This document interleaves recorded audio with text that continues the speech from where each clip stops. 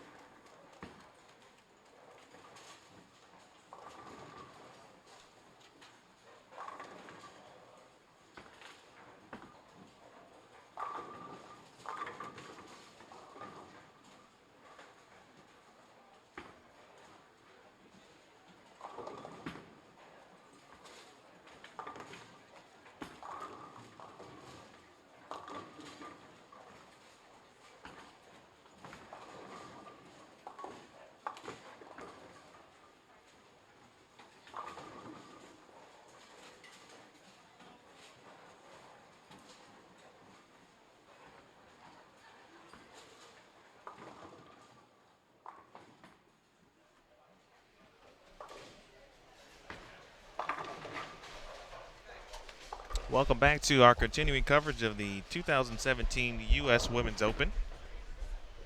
Live from Plano Super Bowl in Plano, Texas. This is round 3, A squad. Second squad of the day, now on the burn.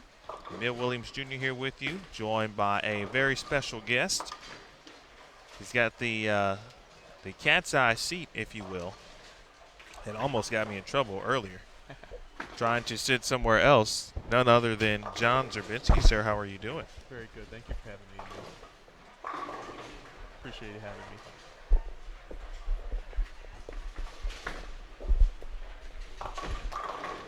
How's it going?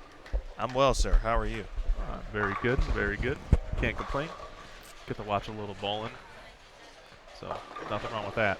We've been watching a lot of bowling in the last, I guess, a couple weeks have passed since the Rochester Open, presented by Nationwide, and your wonderful wife, Christina, made her first ever TV show. She will be bowling Sunday, no matter what. Correct.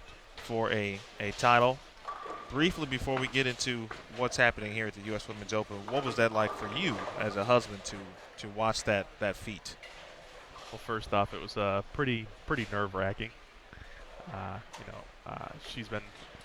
This is her second year out on tour, I guess you could say full-time.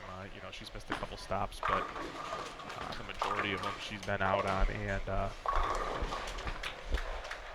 it was just pretty special to see her hard work finally pay off. So it was pretty awesome, and just know how much she really wanted it, and I was just glad we were able to kind of share it together somewhere kind of close. So that was really really special for both of us, and especially for her. So, of course, U.S. Women's Open presents some different challenges. Got that right. The length of the event itself, the format, the number of games, squads, fresh, burn, double burn. Now on the burn here, what has worked for her so far, and and then overall, kind of what have you seen just with your eyes from the bowlers this week? What's worked? One thing that I've noticed is really keeping it in front of you, keeping your angles pretty shut down, not really giving the pocket away. Even a little bit can kind of cause you just to have some inconsistent carry.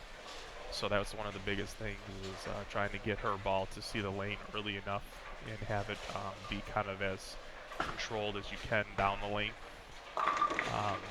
Watching her right now on the left lane, lane 25, she's got a lock that we have at 500, just because we want the ball to see the lane as soon as possible and kind of not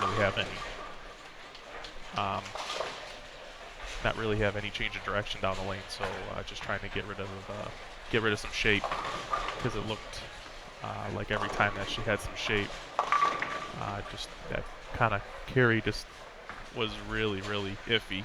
And then you make that just one subtle errant shot, and then all of a sudden you have a couple spares and then a split, and you're already behind the 8 ball. So just really trying to make sure that she has the most consistent ball motion possible by using some surface and keeping those angles shut down and in front of her. So it's been pretty good, though. I mean, even watching the right-handers, I mean, looks like the ones that are really able to keep your angles shut down. I mean, don't get me wrong, there's a lot more friction on the right side just because of the amount of right-handers. And, the more games and more lines that are getting put down the lane. So it just still seems like if you're able to get your ball to read the mid lane properly and not have it shape too much down the lane or have it be too violent down the lane, that's where it looks like a lot of the girls are being successful. The ones that can just really keep their ball from being too volatile down the lane, or too, again, it's that quick response that I like to call it. So feature pairs include Julia Bond, Ann Sperling, and Grace Hall on 23 and 24. Kaylin Carl, Gloria Wood, and of course Christina Zerbinski on 25 and 26. The leader at the moment would be Jody Wessner. She put together a very nice block at plus 717 overall. Shannon Puhalski put together an excellent block as well to get to third. Shannon O'Keefe, the previous leader coming into today, remains, is in second.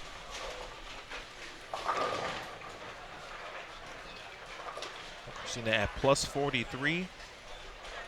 Well, clearly, obviously needs some things to go right and some things to happen here this block to give herself an opportunity. Absolutely, she needs a Shannon Polhowski block. Just had a little trouble the first day, kind of that same thing like I was saying.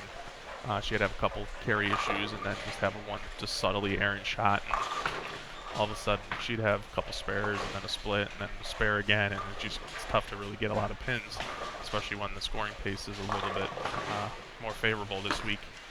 So when you kind of just behind it a little bit, and then all of a sudden your mentality just a little down, and so it kind of just kind of avalanches a little bit. So just trying to really work through it and just keep making some really good shots, and hoping the pins just fall and just stay in your favor. So that's pretty much what it is. It seems very similar pattern-wise to what the men bowled on back in Garland, and I think it was AMF Garland Lanes, so when Ryan Simonelli won. So that's kind of the one thing I've been talking with Christina about, is telling him, what Ryan's plan of attack was and how dominant he was. He just used a lot of surface. Of course, he's got a higher ball speed, a little higher rev rate, of course, but he wanted to get his ball to read the front part of the lane every time. So he had 3 or 4 balls that were fresh throughout the blocks, and he would almost just interchange and just go to a new fresh one just to have it, because if his ball got down the lane, he kind of ran into that same issue, just a lot of carry issues, and then your ball splits at times. So you don't dominate a tournament like that by having some poor ball motion. So he was doing the really good thing, and that's just what I've been trying to digress a little bit to Christina. Is just, if your ball doesn't see the lane properly the first 20 to 25 feet, it's going to be a little tough to try to, consistently get to the pocket. So just really working on that. Talking with John Zerbinski, 6-time Team USA member, PBA standout in his own right. Got some other accolades. Eagle. We're just throwing things out there.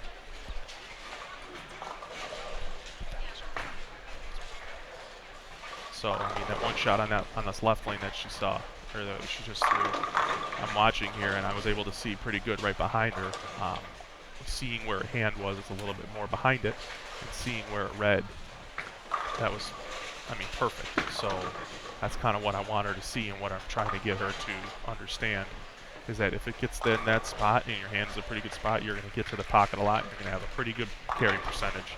So let's just get out of this game and come up and make some pretty good shots. What's been the difference for her on the fresh and, let's say, the double burn? Because the fresh has seemed to kind of produce a lot of high scores, which is kind of odd in a sense when you think about it. For sure.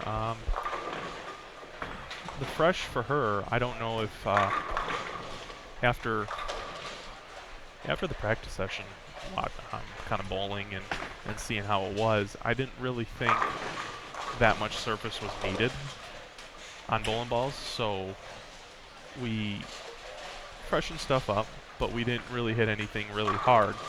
And I don't know if that's just something that I didn't see or she didn't really see either, but then now all of a sudden, doing a little recognizance and watching Shannon Polhowski on C Squad the first day, Shannon was getting her ball to read the lane soon, and I was a little upset myself that I missed that we wanted to get our ball to see the lane even sooner.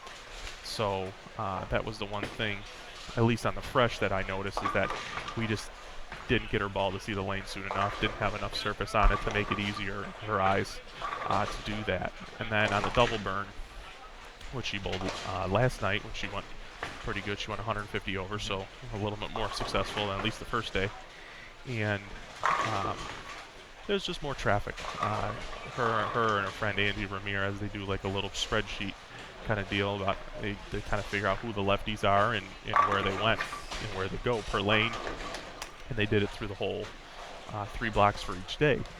So just kind of have an idea who was on the pair, how much surface was used, not trying to overthink it in a sense, but just trying to have that as a Gotta help yourself some kind of absolutely trying to have just a little bit of an advantage going to it. You know, was there only 2 lefties on this pair? Were there 6? You know, there's a big difference, especially when there's really not that many lefties to begin with. So it was pretty good being able to do that, just because having an idea, having an advantage over, you know, one other person is kind of what you need. Because if you can have an advantage, you know, it just makes life easier. So just looking around right now, we had some pretty good scores. Jenny Wagner, who was fairly high in the standings, she's over here on lane 27. I don't know if you guys can see, but shot 240, finished off with the last 6, so it's a pretty solid game. Julia Bond here on the featured pair. Well, the second shot on the 10th, still got a good 250 game out of there, so she'll be able to keep her score going. Julia bowled pretty good. She's been pretty good, bowling pretty well too. So I think so there you go. Yeah, she's 36. So she just put a good 250 game on. So she's just going to keep climbing the leaderboard. So Looks like Ashley Galante either has the front 10 or 11.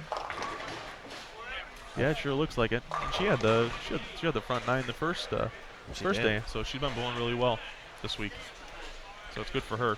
I would say even when we were talking about Jody, how she was leading, I know Christina's a little bit more of a friend with her, you know, just a little bit more acquaintance and whatnot. So nice to see Jody, who feels like she's been kind of struggling kind of here and there every week. She's never could really get there, she said, and just kind of feel like doing the wrong things, this and that. So it's really nice to see Jody at the top and having some success this week. So I give kudos to her, and, you know, congratulations so far through the first 24. Yeah, she has bowled well. I mean, it was awesome to watch her this morning.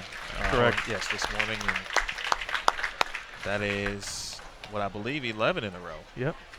For Ashley Galante. Good for her. Judy Jabinski. First shot in the 10th, a good one. Let's see if she can get another one. Alex, stay there. So she got 190, so kind of where we were last week, or last night, and still came out with some pretty good scores. So we'll just get off this pair, and maybe the next couple pairs that she catches, and she can catch a little fire and, you know, throw a pretty good 3-game set. Let's see, do you guys come back to this pair today? I am not sure, but we can take a look.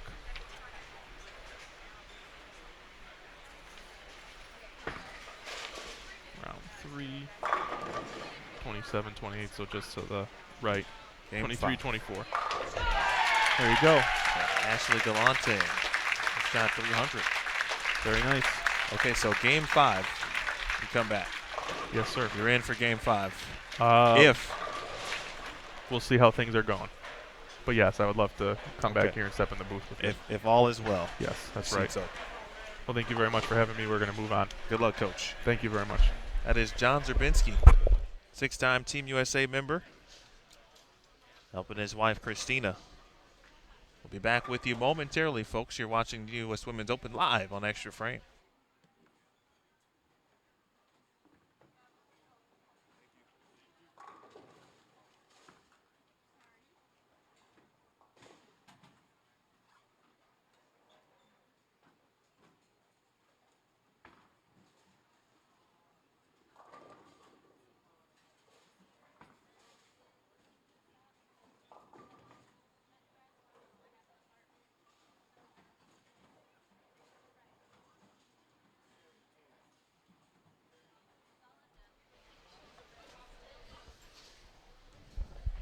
Again, if you're just joining us, this is A Squad Round 3.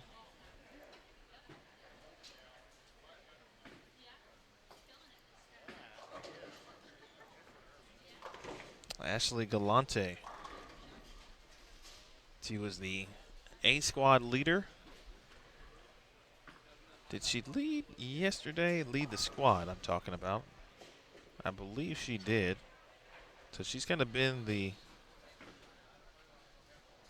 on top of this squad for both rounds, and now she starts out game 1, round 3 with a 300 game, the 4th of the tournament. Julia Bond, Grace Hall, and Ann Sperling move one pair to their right, and we welcome Selena Broderick, Danielle Walker, and Kaiser Wegner. Thanks to John Zerbinski for joining me.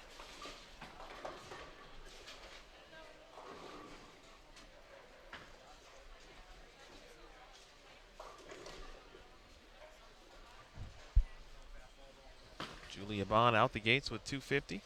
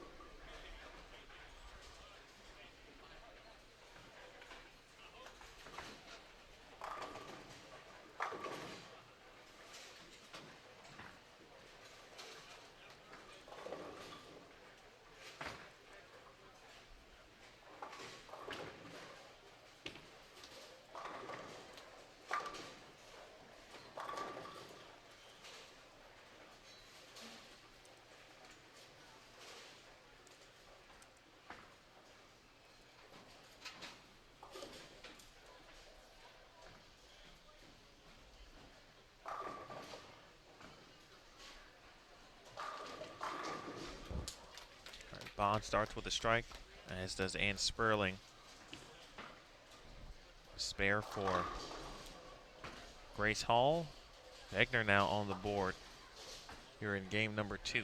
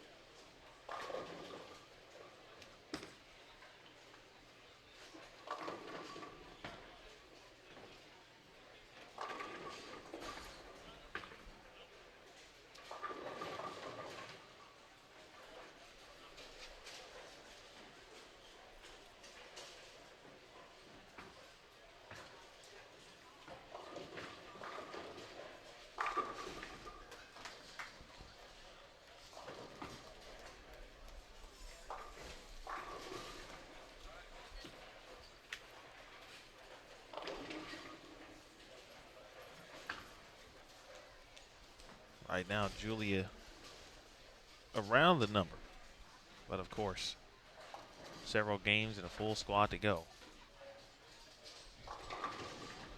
So her number at this race certainly will continue to go up. Looks pretty lined up to start.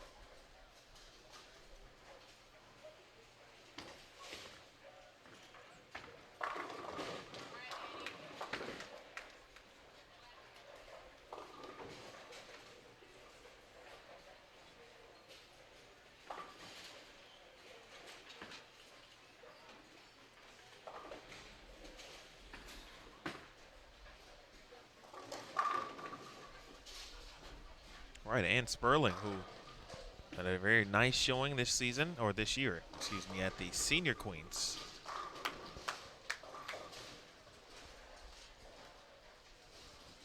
Now, starting with the front 3.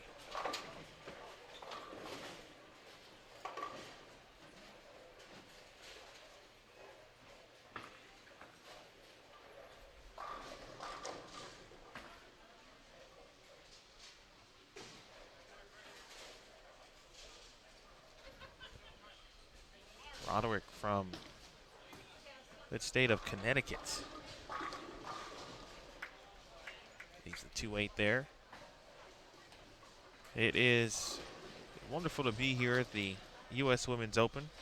Last year, my real first experience at the U.S. Women's Open.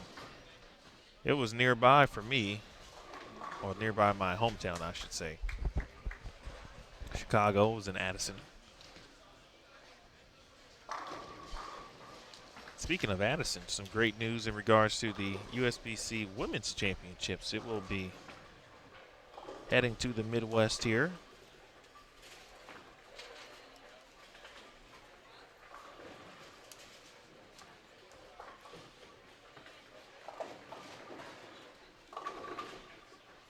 That will take place in 2021, which that number is kind of weird to begin with when you think about the years that we are on. Seems just like yesterday, you know, it was like the late 90s, mid 90s. Criss Cross was popping. I had the hit song Jump. Kids my age were coming to school with, you know, backwards pants and such. Now it's 2017 and it'll be like year 2020 in a few. That's so odd in a sense, but so good. How far we've come. How far the sport of bowling has come since then as well. Since its inception in reality. Still some ways to go as a sport, I think, because it's an opportunity. It's, you know, I'd like to see the sport in the Olympics and various things like that. So it is a sport.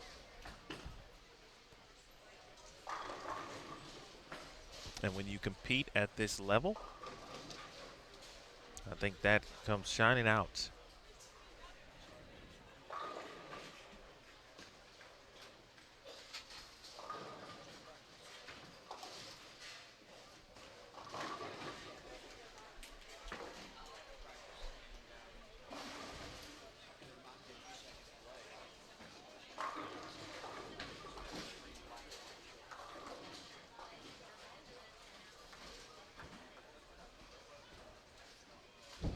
And Sperling 4 in a row. Julia Bond 4 in a row. This is the Burn squad. Keep that in mind.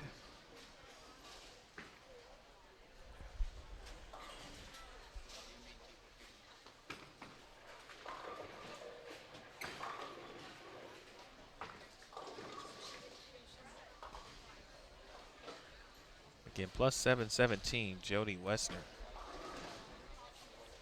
Man, the lead. It's going to take a very nice block from those directly behind her, who are now bowling. Someone like Ashley Galante, but she just shot 300, so I think she's thinking the same as everyone else. Hey, you never know. Total pins follow you. I don't know if it's a situation where at the U.S. Women's Open, I mean, you can run away and hide, but you can certainly probably hide away from, you know, at least 15 spots. Bond with 5 in a row.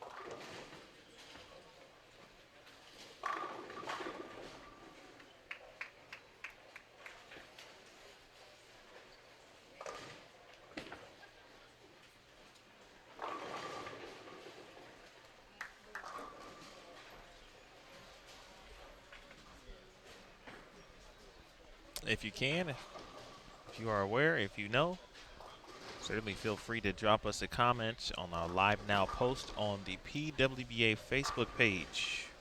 Now a 10-pin there for Sperling. Many of our regulars typically, excuse me.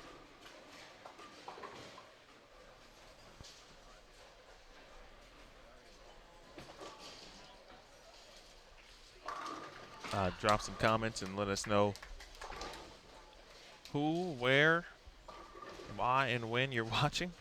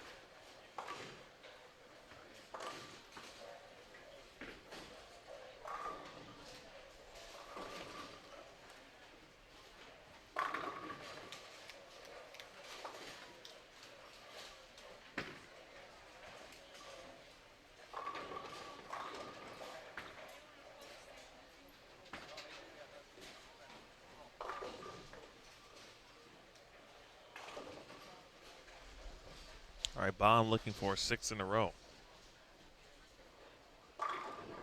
Good shot.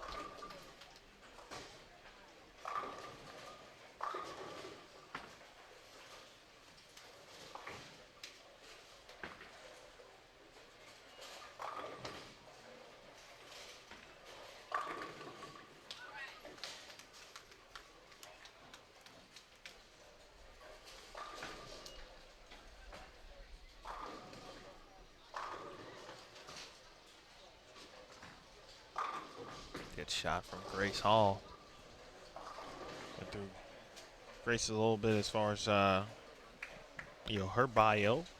Oklahoma City.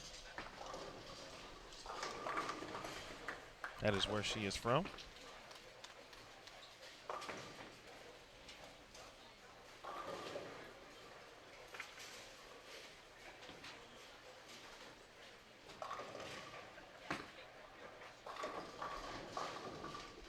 And the big 4 there for Sperling.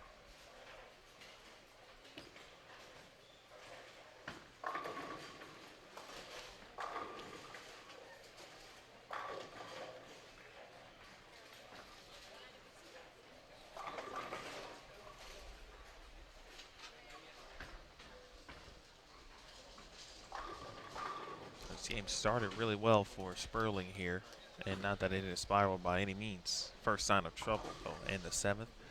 Danielle Walker, former Alabama State collegiate player. Nice track to the 1-3 here in game number 2. Between her and Kaisa Wegner, things are going really well. Roderick can join. Sperling gonna give it a run. Roderick going double 8 spare. A split, another open, and now a double.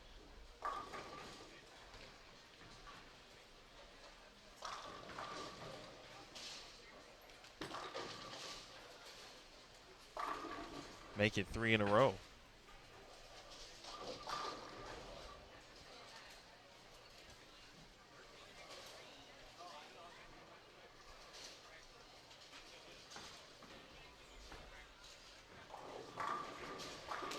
Seven in a row for Julia Bond, and just about all of them have been no doubters.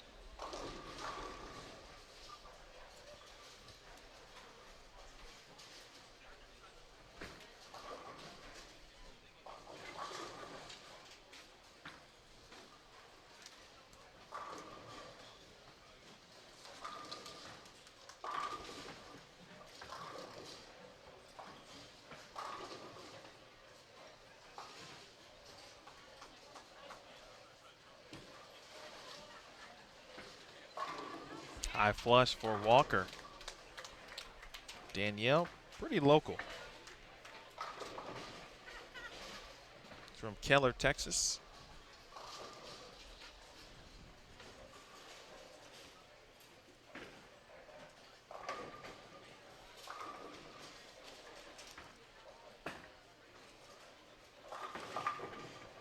Same area as the Ballards, Carolyn and Dell.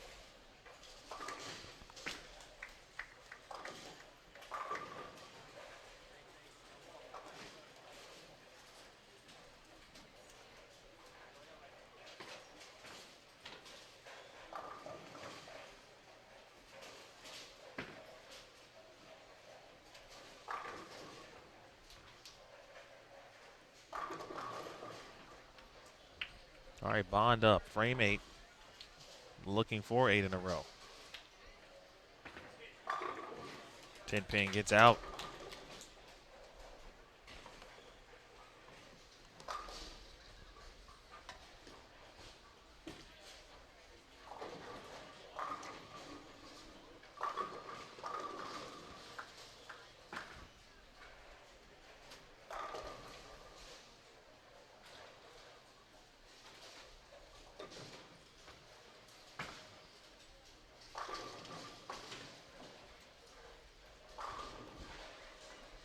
Back-to-back opens there for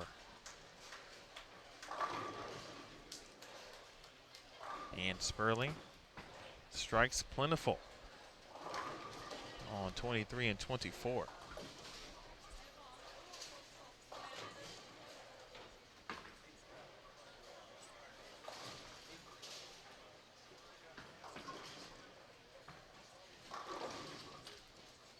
Nice shot there from Grace Hall. So Grace with a double.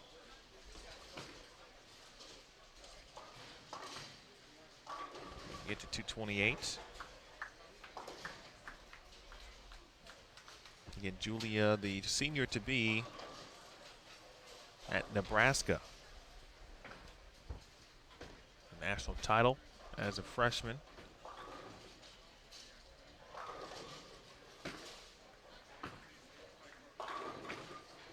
As a runner-up finish under her belt as well.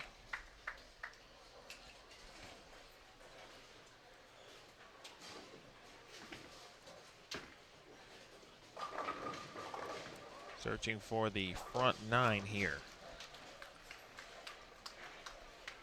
Couple runner-up finishes, think about it. Lost to McHenry in April, did Nebraska.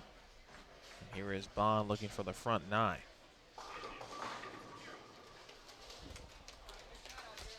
All right, good run. Leaves a 7 pin. So try to take care of business. And a pocket 7-10 for Danielle Walker.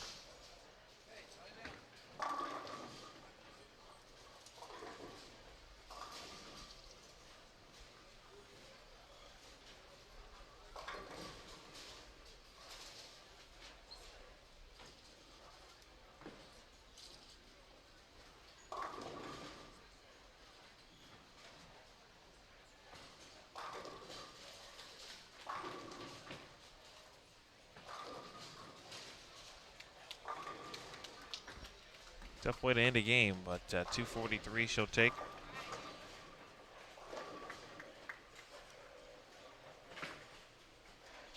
Walker at minus 99. That'll be a good way to get back to plus. Spare made by Julia Bond.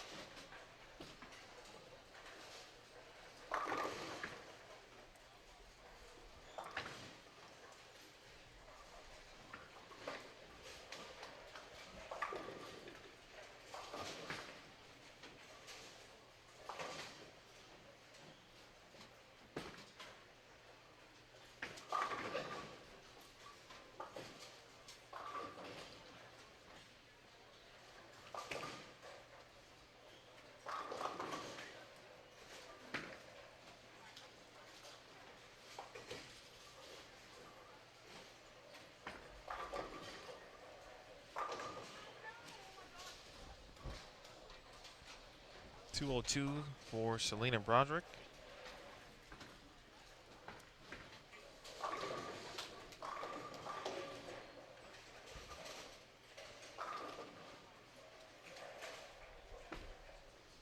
On the U.S. Amateur Champion of 2017 and a Team USA member this season as well. Has been on Junior Team USA since 2014.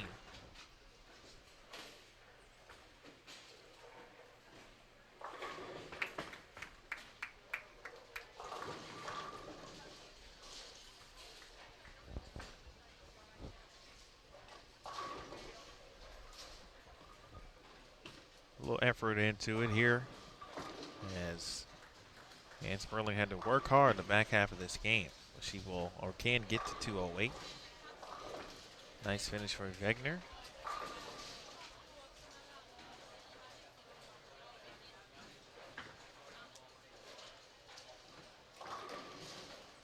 .237 and a 4-pin.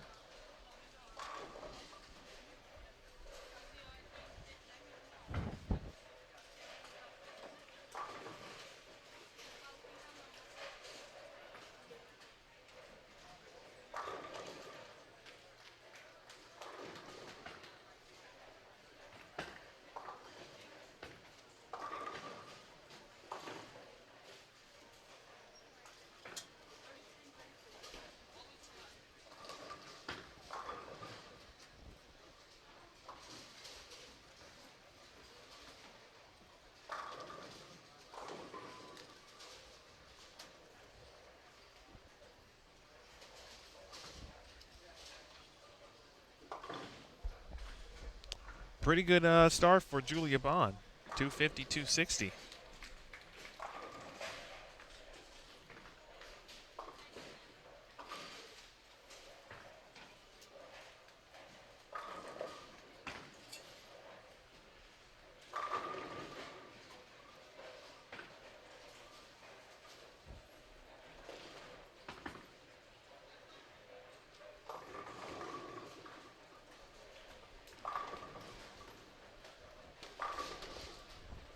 All right, coming to the stage.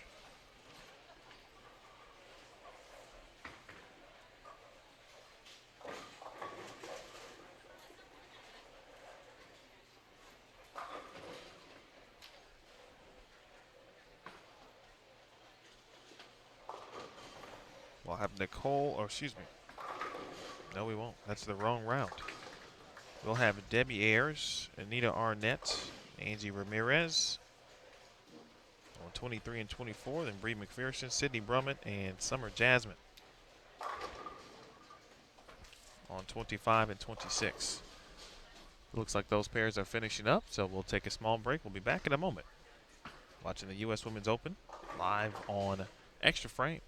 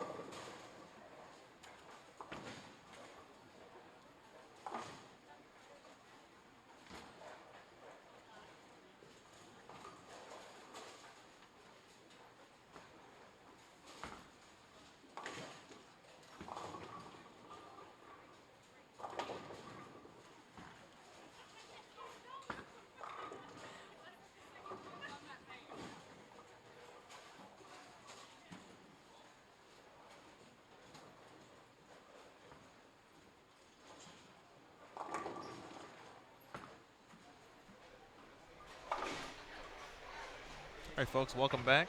Game 3 officially underway in our featured pairs here. Anita Arnett, Angie Ramirez Perea, and Debbie Ayers on 25 and 26. Summer Jasmine, Sydney Brummett, and Bree McPherson from Australia.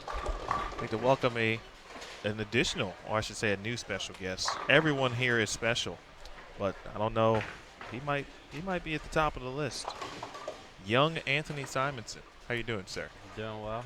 Glad to be in the booth, hanging out as always. We've been here, of course, for a few days, and obviously we know that, and not everyone knows this, but you are from the area. Yes, I did bowl youth league here. I got a few games under my belt in this place. I also used to work here probably 2 years ago. CSR doing the same thing that everybody else running around doing. Would you say this is kind of where it started for you a little bit? You know, this is one of the places where it really took off. The youth director here, Joyce Claus, her and her staff just do a wonderful job. I have a brother that's 10 years older than me, and he bowled as well. He was bowling in the, we were in the Dallas area. We followed her from Jupiter Bowl. Little 24-lane center closed down.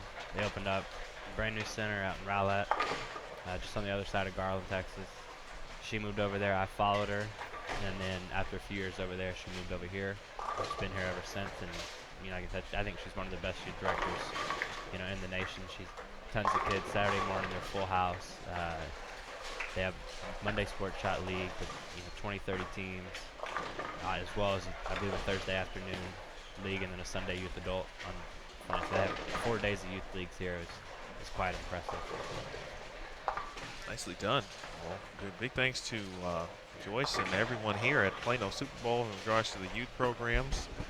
Certainly important to build a future for the sport. Anthony, certainly the future. The PWBA is the future as well. What have you seen so far here today in your time watching the U.S. Women's Open? Breakdown of what you've seen from the lane conditions, and then what you kind of expect as we move forward to the rest of this block, of course, on the burn. I've seen, it kind of seems, the pattern seems quite similar to what the guys actually bowled on when we bowled at Garland 2 years ago. The lefties have a pretty defined spot they have to play. The righties, it seems like on the fresh, you're kind of stuck between 5 and 10. You can't really hook it.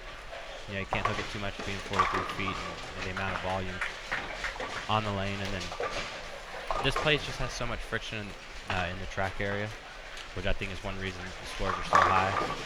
Because especially whenever you force them to play one area of the lane, you also even though it's 31 mils, you're having them play a part of the lane where there's the most friction at, which is one reason why I think that the scores have been a little bit on the higher side this week. You're the second person that has mentioned the similarities to the U.S. Open that was in Garland. I kind of noticed it, watching, all the lefties. Shannon's almost doing what Simonelli was doing, when he dominated. And she's right on the gutter, with a lot of surface, trying to get the ball started as quick as possible and kind of get it to lay off down lane, which is the same thing Simonelli did. It's just a matter of, I heard today she hit balls with a little more surface and just kind of floated it back, let the balls kind of do more of the work as opposed to the surface. So she got to a pair that's a little tighter. She used balls with more surface or bigger balls, and when she got to pairs that hooked a little more, she got into a little cleaner balls and just stayed in the same zone.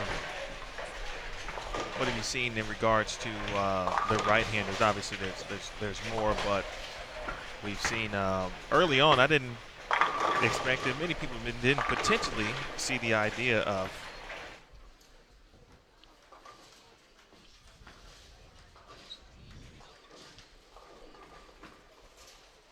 people being able to get left of 20, but last night on the double burn, we had some players into fifth arrow. Yeah, I think that's got to do with, who's on what squad this week. C squad seems to have the highest rev rate, therefore, I think that's one reason their scores are so much higher on the double burn. This squad has I believe 4 lefties, so And that's 30 games less traffic. And like I said, I just think it really just kind of breaks down to the rev rate. Is this squad having one of the lower rev rates? They were able to stay a little further right longer, therefore kind of able to track them up a little bit better than the C squad did on the fresh. So tonight should be interesting, to see where they get. Are you a numbers guy? When it comes to cuts, Yes. yes. I like to. I mean, I it kind of depends. Some tournaments, I like to know, especially when the scoring pace is a little higher. I do like to know, just because you can at any time you can pop off 750 and you're right back in it. So that's one reason I like to, because you never know whether 230 is a good game, 230 is a bad game, based on where you're at in the standings. Any cut number predictions from you? It's updated after 18 for this squad. It's at 258. I'm not really sure if I see it getting more than 300. If it does, it shouldn't be more than 315. I don't think, because there was kind of a gap right there between 38, and there still is now. It's actually going to go up. It should go up next game. 258 is the cut, and 272 is 37. So that big gap right there is going to make them kind of go up. You got some dead numbers in there that have already finished. Carolyn, they're on the bubble. I don't see it staying that low. Especially I believe in 2 games this set it's gone up. I want to say 14 pins. Actually, more than that.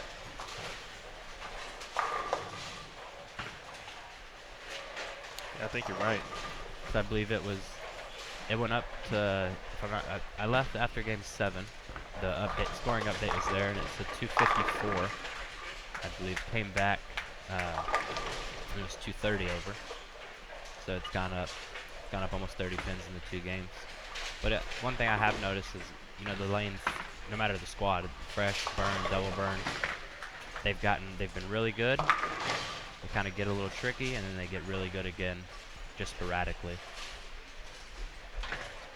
Joined by Anthony Simonson in the booth. Live on Bowl TV on Extra Frame, the 2017 U.S. Women's Open from Plano, Texas. This is round 3 A squad. Game 3, of course, one more squad to follow. That will be the B squad. They'll bowl tonight on the double burn approximately at 6:30 p.m. Central Time. I have a little fig jam about our one of our featured pairs. I believe it's 25 and 26. One of the guys at the front counter, Cotton. I bowled youth league here with this kid. One day I was running late. Got here, I got to throw one shot at practice. And I want to say I 10-pin, and his son was so upset that I didn't make it to practice. And he just kept giving me a hard time, and ended up bowling 860 that week with no practice. And I told him he couldn't tell me anything ever again. 860. 25 and 26. Huh? I believe that was the pair. I've had a few scores. Just a few. In this building. There's been a couple of them. Jamie Brooks, big thanks to him prior to here, and from all intents and purposes, I've never been here until this week, so I can't compare what it previously looked like, but everyone who has been here said it looks fantastic. It's amazing. Like you said, I've been here for a few years. Just all the upgrades. When I was working here, we was doing some slow upgrades, and this is a massive project that took place, and it just looks phenomenal. It's not really trying to, I wouldn't say bring it into the FEC type market, but just revamping it. It's kind of what it needed. Drawing a little different crowd at times, and this way it's got, I believe they got over 600 different individual youth bowlers just out of this center. And, getting all those people in here, and I think, like you said, everybody that's been here is loving it. I heard there was a lot of league bowlers, which first and foremost, just as bowling in general, is fantastic to hear. And a center that remains open 24/7 too, which is very rare these days also. Yeah, they actually do a special during the week. I'm not sure if they still do it. where from midnight to 8 was all you could bowl for like $20. So he used to have a group sometimes during the week. We would just middle of the summer just hang out and bowl all night, just have a good time, you know. You get a few late hours, and you know, there's sometimes when I worked, I had to be here at 8 a.m. I'd show up and there were people already bowling. It's, you know, right at 8 o'clock, and they're already 2 or 3 games in. Dip in there left from Debbie Ayers. To our right, Ashley Galante, Laura Plazas, and Danielle McEwen. This turned out to be a pretty good cross. It would have been anyway because pretty great players. Galante has led this squad last couple days, shot 300 to open up this round. That is the fourth 300 of the tournament. Anita Arnett, spare 4-bagger, former player of the year, All-American at Wichita State. As Omar likes to say, the better Arnett. I think everybody, wow. I think everybody would have to agree with him on that. And he knows it, so he doesn't try to hide it. I think it's crazy, you know, Anita being a mom, having the kiddo back home, also being a nurse. She handpicks a few stops to bowl, and the fact that she just comes out, and I mean, she's pretty far into the number, so I believe she's safe for the number. Just keep bowling pretty good games, and she'll be right where she needs to be. But it's just so impressive for somebody that doesn't ever bowl to come out. And she's right in with everybody, like she didn't miss a beat. As I told Omar and Anita at Queens a few months back, it's very impressive that she can just, this is very tongue-in-cheek, but just literally just kind of roll out of bed, Yep. and bowl and make cuts at majors and bowl well. Yeah, not even just sneaking in, Right. making pretty solid runs in them. Me and Omar kind of talked about that. She was one of the girls that was coming out of college right as the tour folded, so she never really got the ball, and she decided to take a little different career path. Which is A-okay, by the way. She's doing very well, helping others, and of course being a great mom to their son, Mason. Little kid's got some energy, that's for sure. I saw a brief social media video of you and some little soccer talent. Yeah, I do have a little bit of soccer background. I played select soccer for a few years. Actually, not too far from here, up in Frisco, home of FC Dallas. They have their stadium, and then they have 20, 25 fields out there for competitive soccer all year. A little disappointed I didn't keep pursuing that, but I'm not upset with the decision I've made. Well, that's interesting, though. I mean, if you were to not bowl for, let's say, a year, and you decided to kind of revamp into soccer, how would you think you'd fare right now? I'm very out of shape right now. I used to be the kid that could run all day long. That's not exactly the case anymore. Wow, that is the second time I've seen a pin slide over this block and get knocked over.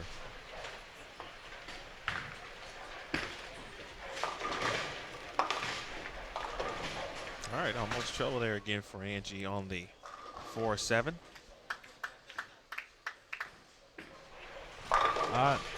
There's actually, I don't think he's working right now. Joey Hafner works the front counter here. He's seen me play soccer. We decided to get into this indoor soccer league in Allen. His quote-unquote beginner's advanced league. It leaned a little more towards the advanced than the beginner. He's seen me play another guy, Joe Finland, in Dallas area. He tells me all the time I'm a way better soccer player than I am a bowler. In my eyes, it's kind of scary. Good shot there from Ramirez. 106 in the 6th, again on the strike. Alone open in the 4th. Bree McPherson.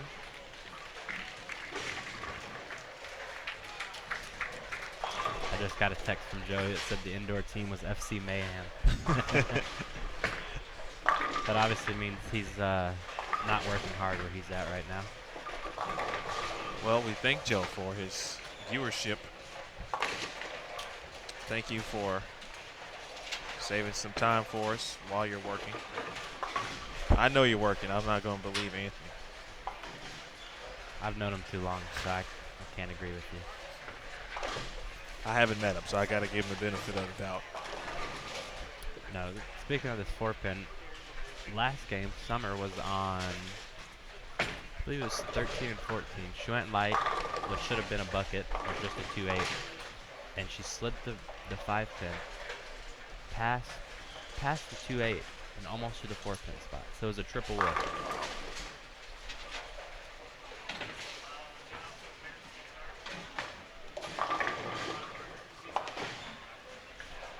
All right, Bree takes care of business there. Sid, the kid, will step up looking for 3 in a row. She's going spare 3-bagger, spare, and looking for another 3-bagger, and hopefully to go off the sheet.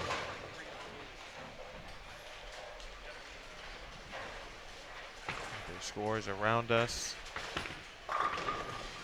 Not really sure what happened to Tish's first frame. Whoa.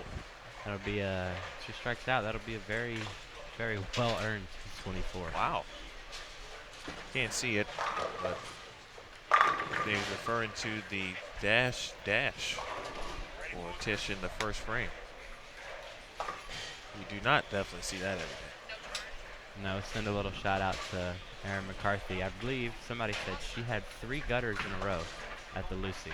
And they still made the cut. So that's quite impressive. That's impressive. Aaron, speaking of Aaron, she bowled very well yesterday. And got to, at the time, top of the leaderboard. Grummett. Good shot.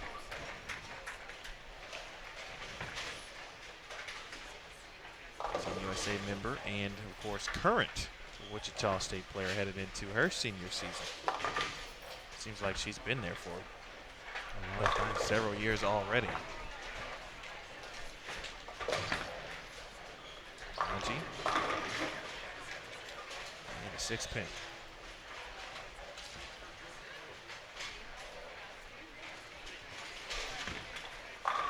This is game 3 of 8 for the A squad here. Final round. Players will bowl, set their numbers, and for some, they'll be comfortably in. For others, they will play the waiting game.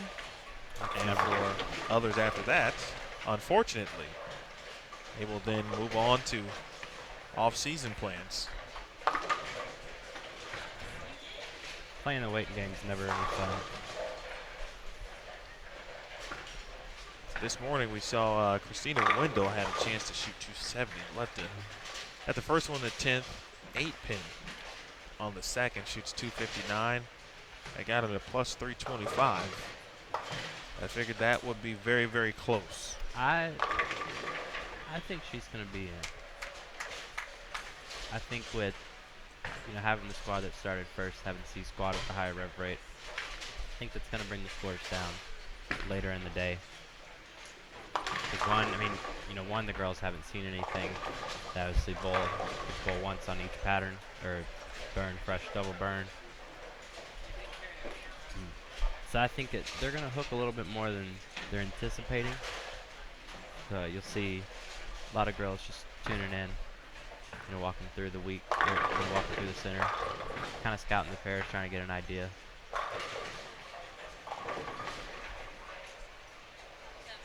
Appreciate everyone tuning in. Hello to Christopher Jester. Had some good comments yesterday.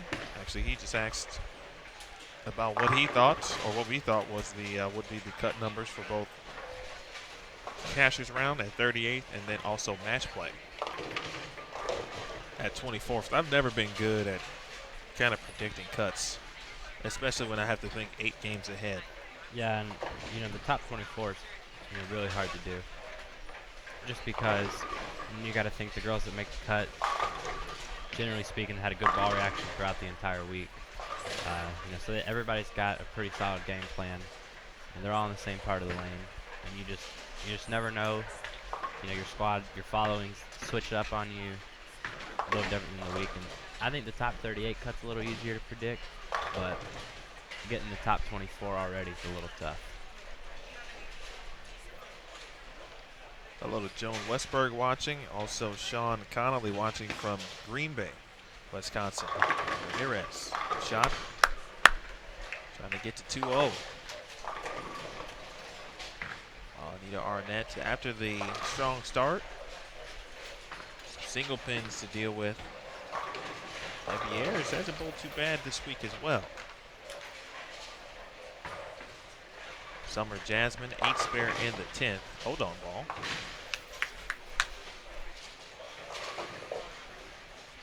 Looking ahead to game number 5, or excuse me, 4.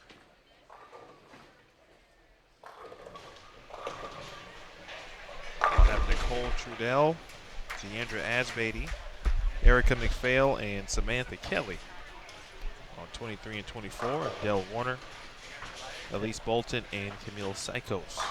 Looks like we had, I believe, a front 8 down there to our left. Looks like she's going to finish up with, not sure if that was the second shot in the 10th. Yeah, it should be a 270 for Jenny Wagner with the front 8. 2016 World Cup team. Proud of myself. I helped pick, got her a partner as well as her sister, and both of them managed to make the cut. And Jenny and Connor made a run late into the tournament. I believe finishing 4th for the week, so I did something good. Everyone comes to you. You got all the tools and the knowledge, I think. You know people.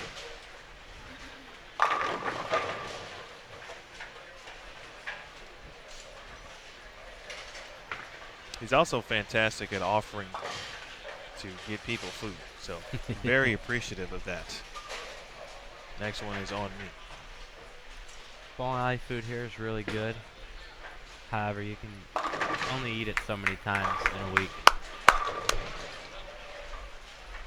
And for me, my one pizza that I actually know one of the cooks, funny story, I gave him a bowling ball and he tells me I can't put it down now, I just keep striking and striking with it. He asked me yesterday, he's like, you know, where are you staying? Told him we were staying. He's like, you want a pizza? Of course, I'll take free food anytime. Is it two-handed? I don't think so. That's got to lay off. How about that? See the grin, knowing I think she got away with that one a little bit. One thing I've noticed about, watching, this is my first event this year to watch, is the girls definitely have their game faces. They do not smile a whole lot. Nothing wrong with that, but it's all business. Most of the time, the only smiles you really see are kind of reactions like that, where if you kind of get away with one, catch a break, or don't catch a break. She'll bail that game out. 190 with the mismakeables. Didn't hurt too bad. Need a few more strikes coming down the stretch. It's going to put her roughly at 200 over. I think after game 4, once we get the updating standings after game 4, I think we should be able to make a little more of a prediction.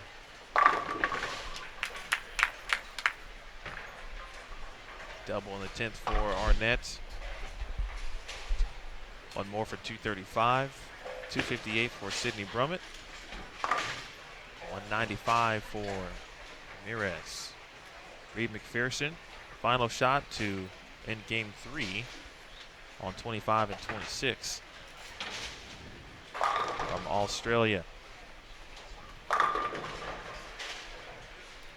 Thinking that she probably wishes there were more events at this point. She has bowled pretty darn good the last couple. Getting the bearings and being over from Australia for a little bit. International travel is always always really rough. I know you can relate. I mean, that's a long flight to get here. Anytime I try to bug Jace about a long flight, he's like, I don't want to hear it, mate. 234 for Anita Arnett, and that'll do it for game number 3. I appreciate your time, sir. Thank you for having me, as always. Keep doing your thing down on in the coaching end. You got some important folks looking up to you here, so make the right decisions. I'm gonna do my best. That's my best advice. All right, we'll take a little break.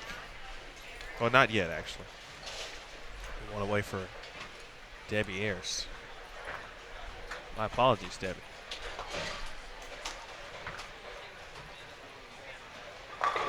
Thought we were all done. Debbie's got 260 out there.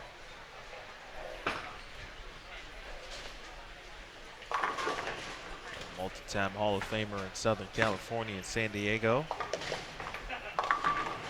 She looks like she got that one to the right a little fast. And that's kind of seemed to be the one miss that's been a bad miss this week, is to the right fast. Just so much friction makes the ball slow down and read the lane so much earlier. Kind of a little disappointed they're not putting the TV shows down here in the party room. Neat little setup in there. It is nice. Very, very VIP-like. Yeah, garage doors closed down, lock you in. Did you guys have like lock-ins? Was that still a thing when you were? That was a thing. One night I went to a lock-in at a skating rink. It was 7 to 7 lock-in. I got there 7, 8 p.m. whatever time, and it was 60, 70 degrees out. The following morning, it was snowing. Here? So in Texas, yeah, we get some bipolar weather here. I mean, it could be 90 and wonderful one day, and then 65 and rainy.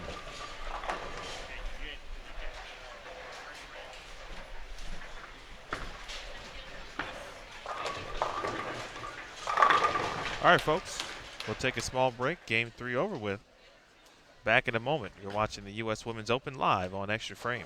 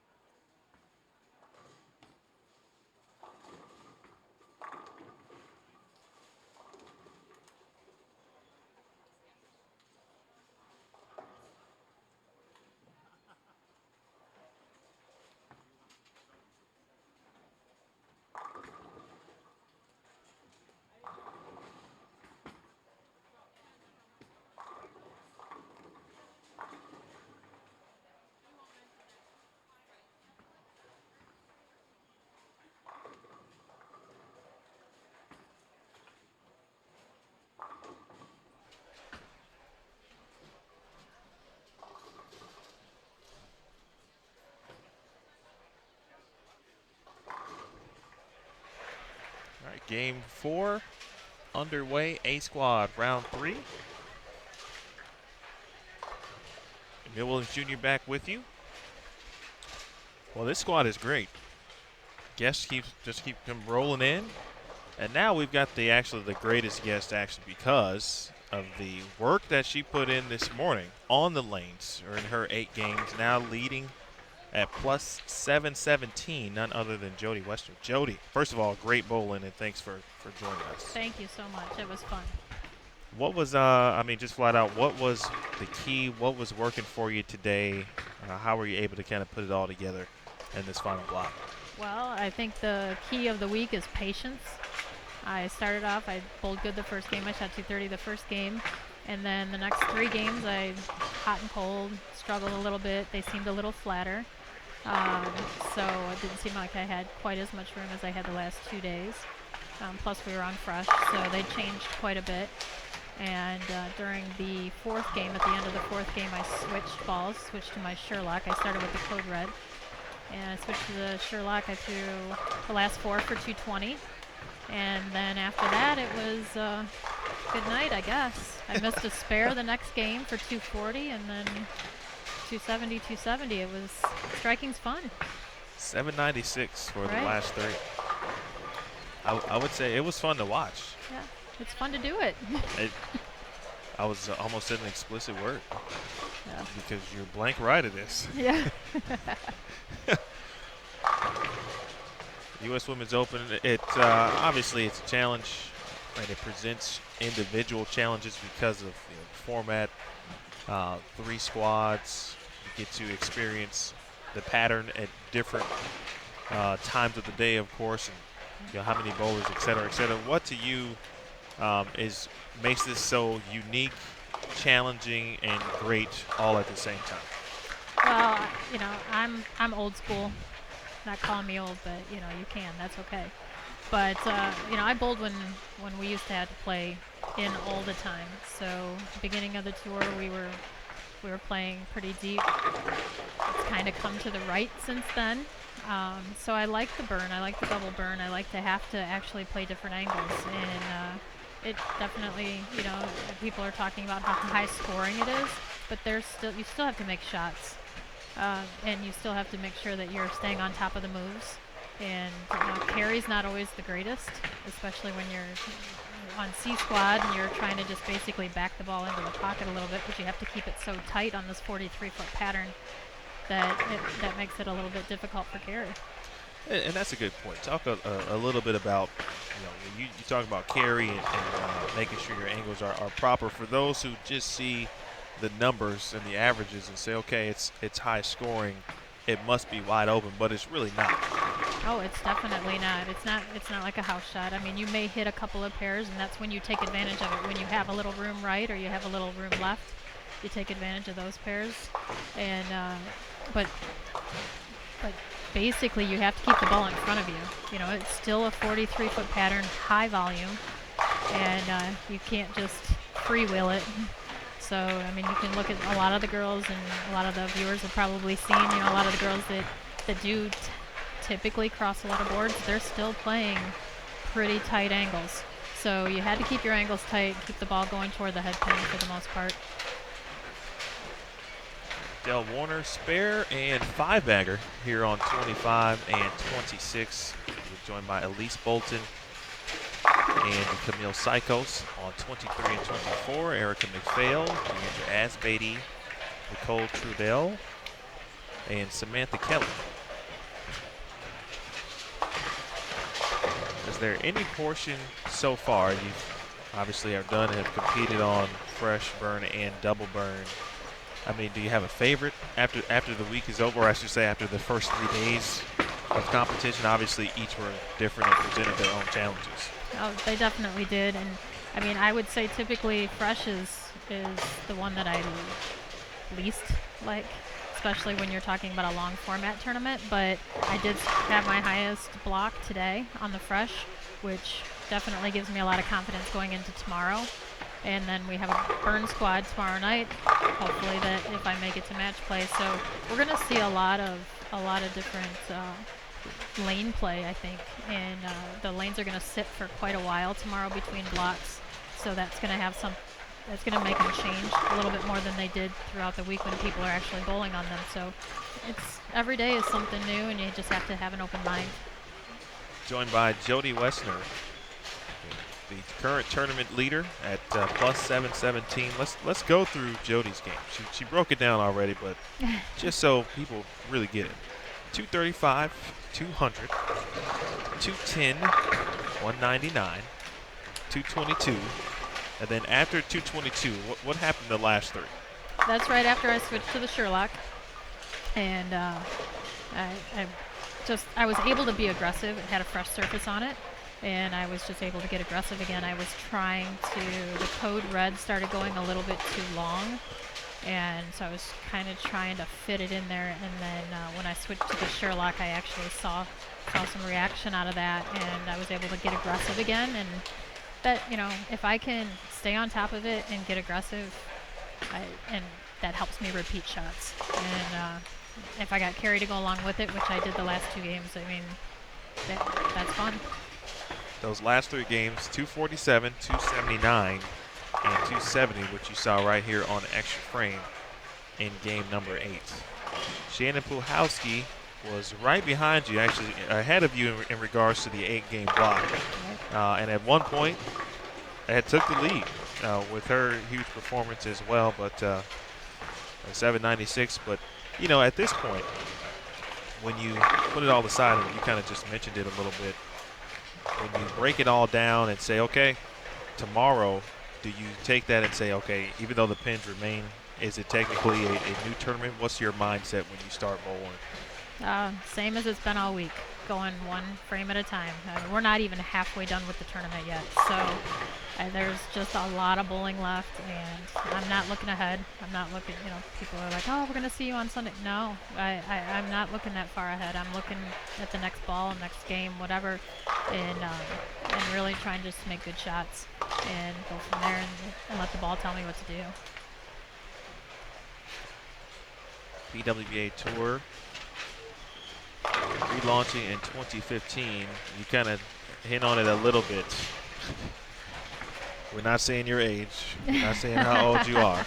That's all right. But so one of the cool things I did in the offseason was come up with this PWBA vault and go back and find video or put together quick hitters of highlights from previous years, of course, and title wins, first title Fridays, and those kind of things. And I came across a video of you, a doubles event.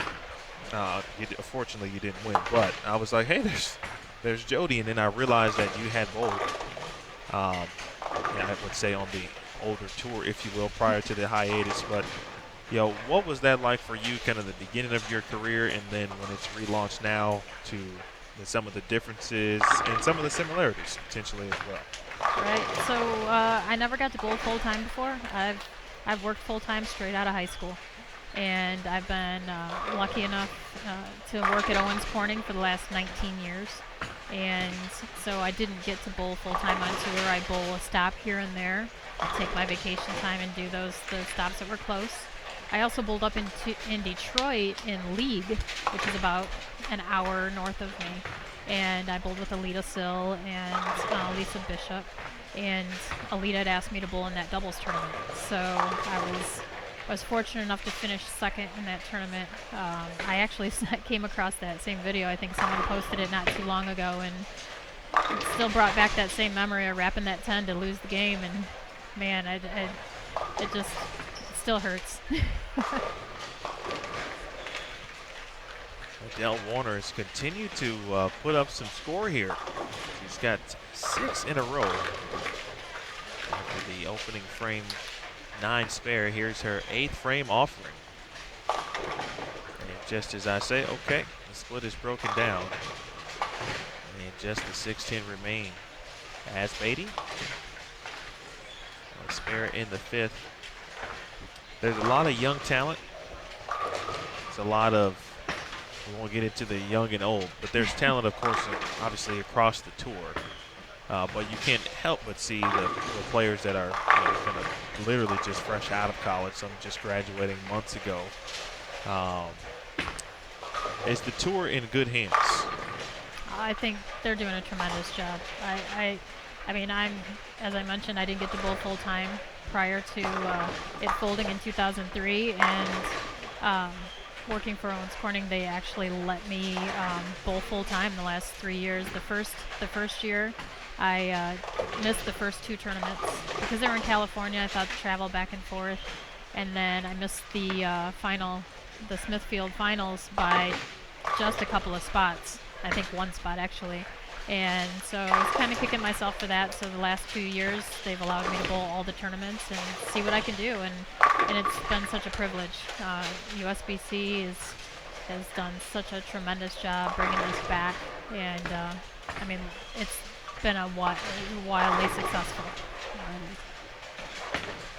USBC, BPAA, big thanks to all of our sponsors, Cubica AMF, Smithfield, Nationwide, Pepsi, and GoBowling.com. Shot there from Elise Bolton. If someone were to ask you a question via Facebook, would you be okay with that? Sure. Okay, so for those who are watching and listening, there's our Live Now post discussing round 3 on the PWBA Facebook page. If you'd like to ask Jody a question, feel free to drop it there. And only the questions that are acceptable to ask will be asked. And we'll hit Facebook in general. So keep that in mind. But most of our viewers are pretty good. They ask real questions. Okay, good. Erica McPhail leaves a 2-pin. About this time, it seems like, obviously the lanes are transitioning, but was there really a point, and I've heard that it's kind of different from pair to pair in this particular venue, but is there a sense around a particular game or games that some things you had to be watching out for, or does it make it difficult when you're bowling on fresh burn, double burn instead? No, I think you definitely have to pay attention to what's going on around you. I have a notebook, and I wrote down for all 18, or how many games did we bowl? 24 now? 24. Jeez.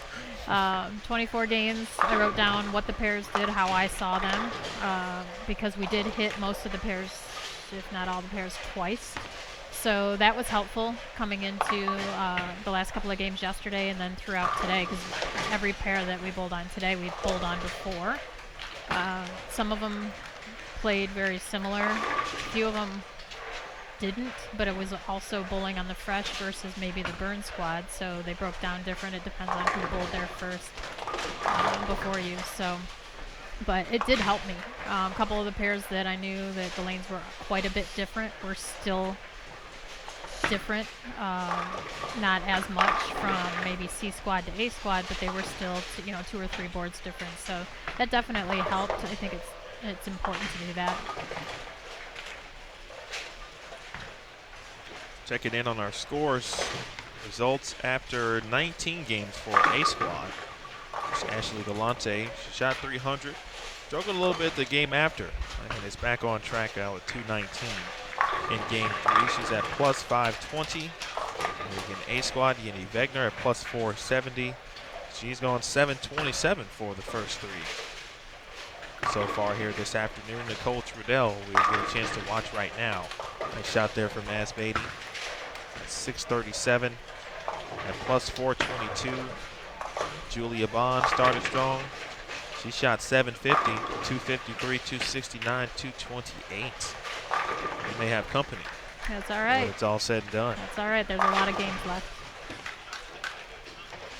Andrea Asbeatty at plus 289.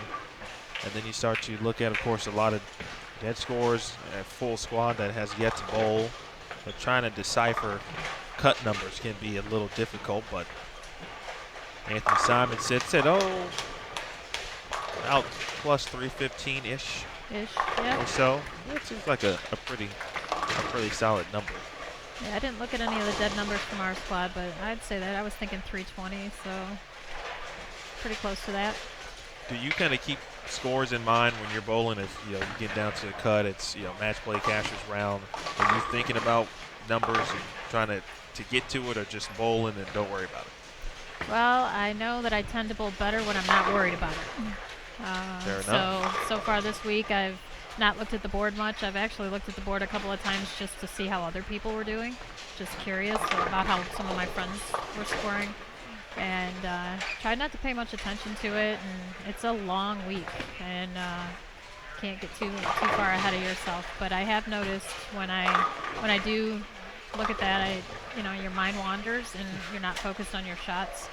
And something I've definitely learned. I don't always apply it, but I've learned it. Well, you ready for some questions? Sure, go for it.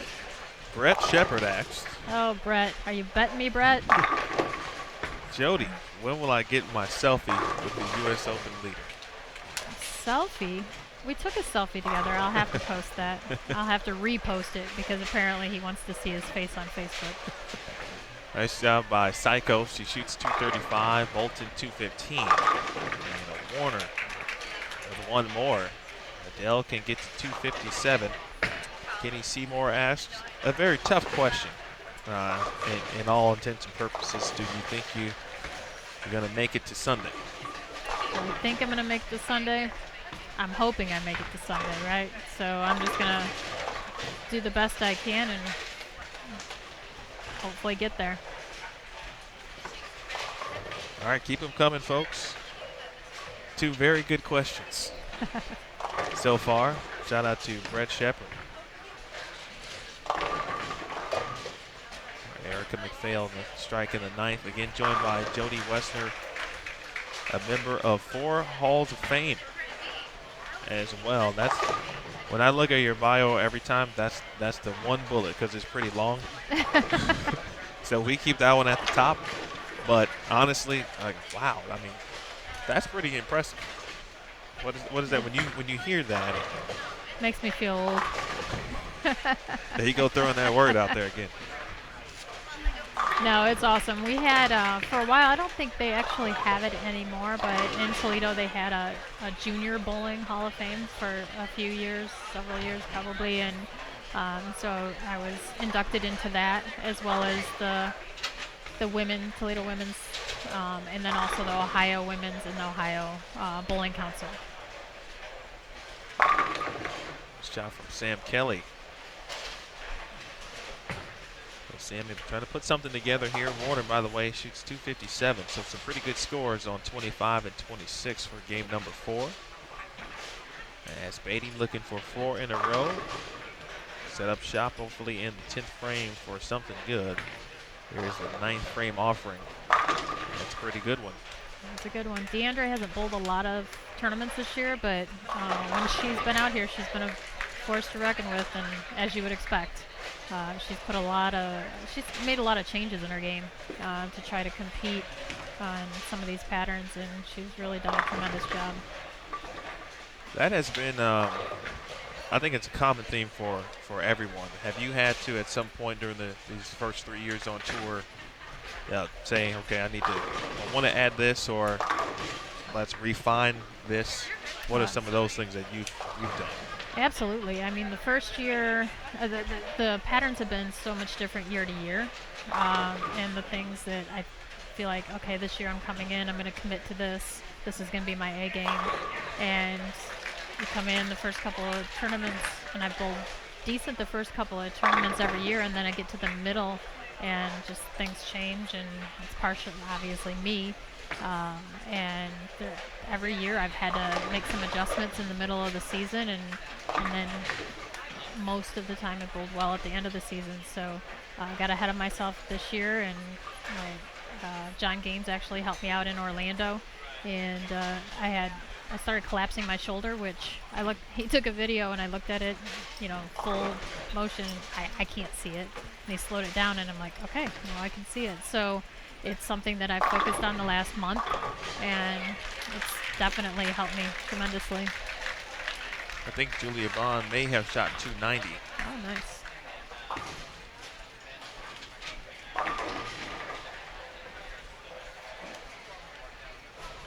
But yeah, you're always making adjustments. And this year, each of the 4 weeks blocks, the lanes were different, and they kind of played off of each other week to week. And as soon as you think you figure it out, then they change it. So you always have to be as versatile as you can. 2:15 for Nicole Trudell, 2:04 for Erica McPhail. Let's see. Other questions potentially. Well, no question, Wanda Parker said, who is probably here somewhere. I met her. Who is that? Her Wanda? name is, no question, but she said great bowl. Oh, thank you, Wanda. She's from back in Ohio with me. I know she lives out here now, so I see her quite a bit. Uh-oh. Have we found a casino yet? Peter Griffin asked. Huh.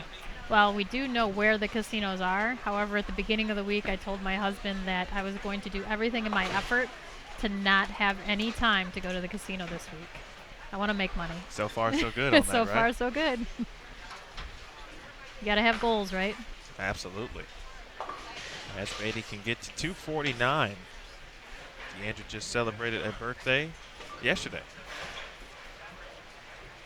Actually, so again, happy belated to Dee. All right, flat 10 to end things, but she'll take 248. I certainly Absolutely. would. And Samantha Kelly. One more. Here's her fill shot. 239 for Sam Kelly. It's a pretty good bowl in here. Game 4 has been good to both of our featured pairs here. Looks like the scores are pretty decent around it, too.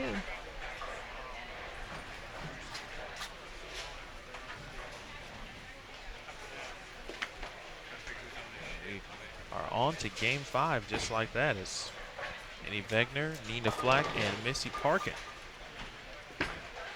join us here on Extra Frame. You got another 5 frames in you? Sure. Or 10? 10's fine. Okay. As long as I'm not putting the viewers to sleep. That's I don't fine. think so. I think people want to hear from the tournament leader Yeah. at this point. It's always good to, when we can get the leader, because then people know and get a sense of what they watched, and they can, hear it straight from you, for example. And, for those who, again, see scores and have these preconceived notions by looking at the standing sheet, that it's not indeed the case. Right. Jody worked very hard to get to plus 717.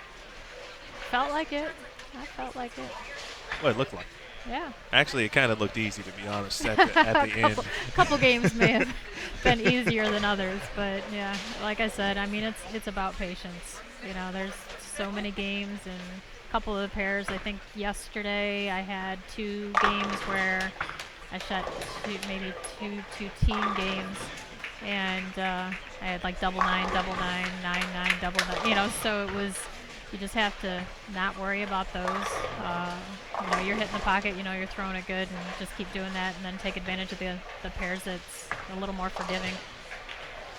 We got some good questions actually coming in. So let us reset here again. Missy Parkin, Nina Flack, and Annie Wegner. This is Game 5. Emil Williams Jr. with Jody Wessner. I am not Jody Wessner, but when you see it says voice of Jody Wessner, that's who that is speaking. Kaylin Carl, Christina Zerbinski, and Gloria Wood. Back on our featured pairs, they were on 25 and 26 to start game number 1. So Jenna Lilly asks, do you have any advice on how to overcome a bad or low game when you're in a tournament or league where there are multiple games to the bowl? Overcome a bad game? Bad or low game. Okay. She's been working on her mental game, so basically any advice you may have on how to overcome tough or low games when you're bowling league or a tournament. Right. I mean, you really just have to reset You got to understand, especially if you're bowling in a tournament where there's a lot of games left. You just have to kind of, okay, that happens, and reset from there and move on to the next game. It seems like silly advice, but it really is about that. You know, pressing makes it worse. So anything that you can do to just reset and go back to basics, I think that's kind of a good way to think about it. It's a very good question. Jenna?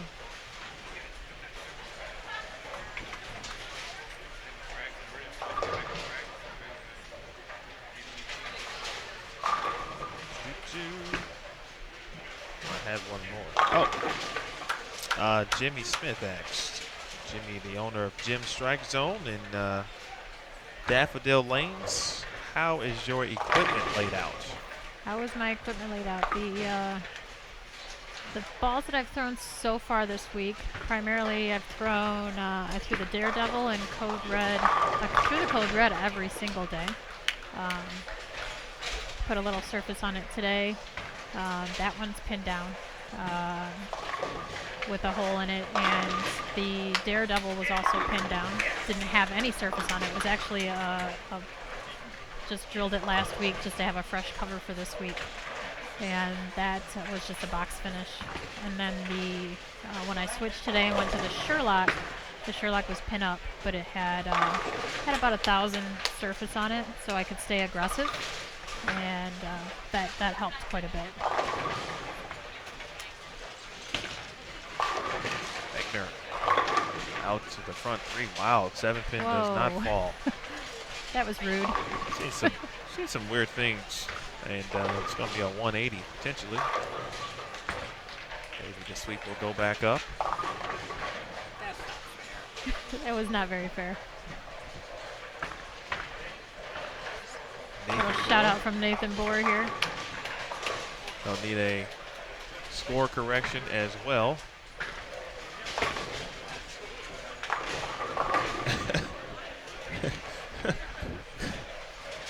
Gloria Wood was on the approach, and she was shooing stuff. Oh, there's a fly out there.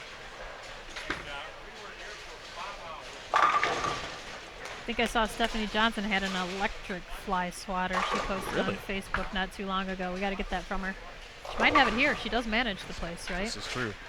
The electric fly swatter. Electric fly swatter. It sounds kind of dangerous. It does.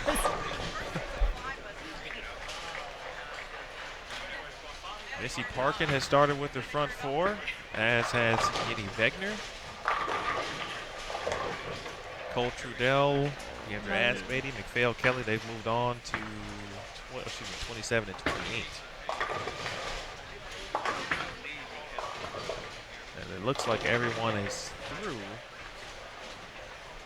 game number 4 into 5, so we should have a new score update coming up soon.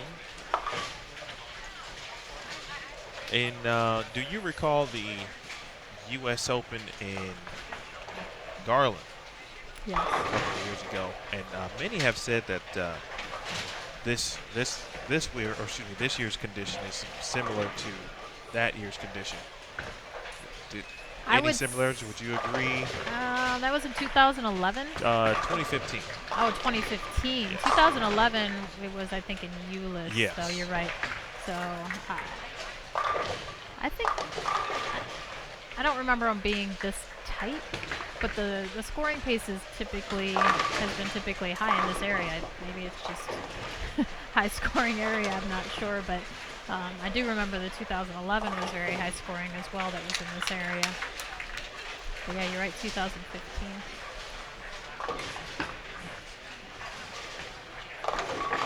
Roll. It's a good break for Missy Parkin. Someone who really could use some breaks in Rochester. She was very close to making the television show. And sitting at the end of match play the position round and just missed it again in the group step ladder. Someone who has just about done it all as well. We talk about bowling and the sport. Very accomplished players on this pair. Yeni Wagner won the World Cup last year. She actually defeated Danielle McEwen, and now she has the front five. Nina Flack shot 300 last night. Both of those players from Sweden. Yeah, it seems like it's been a pretty high-scoring pair. I'm not going to tell you what you shot on this pair. You know you finished on that pair. I did. I set it up for them. They can thank me later.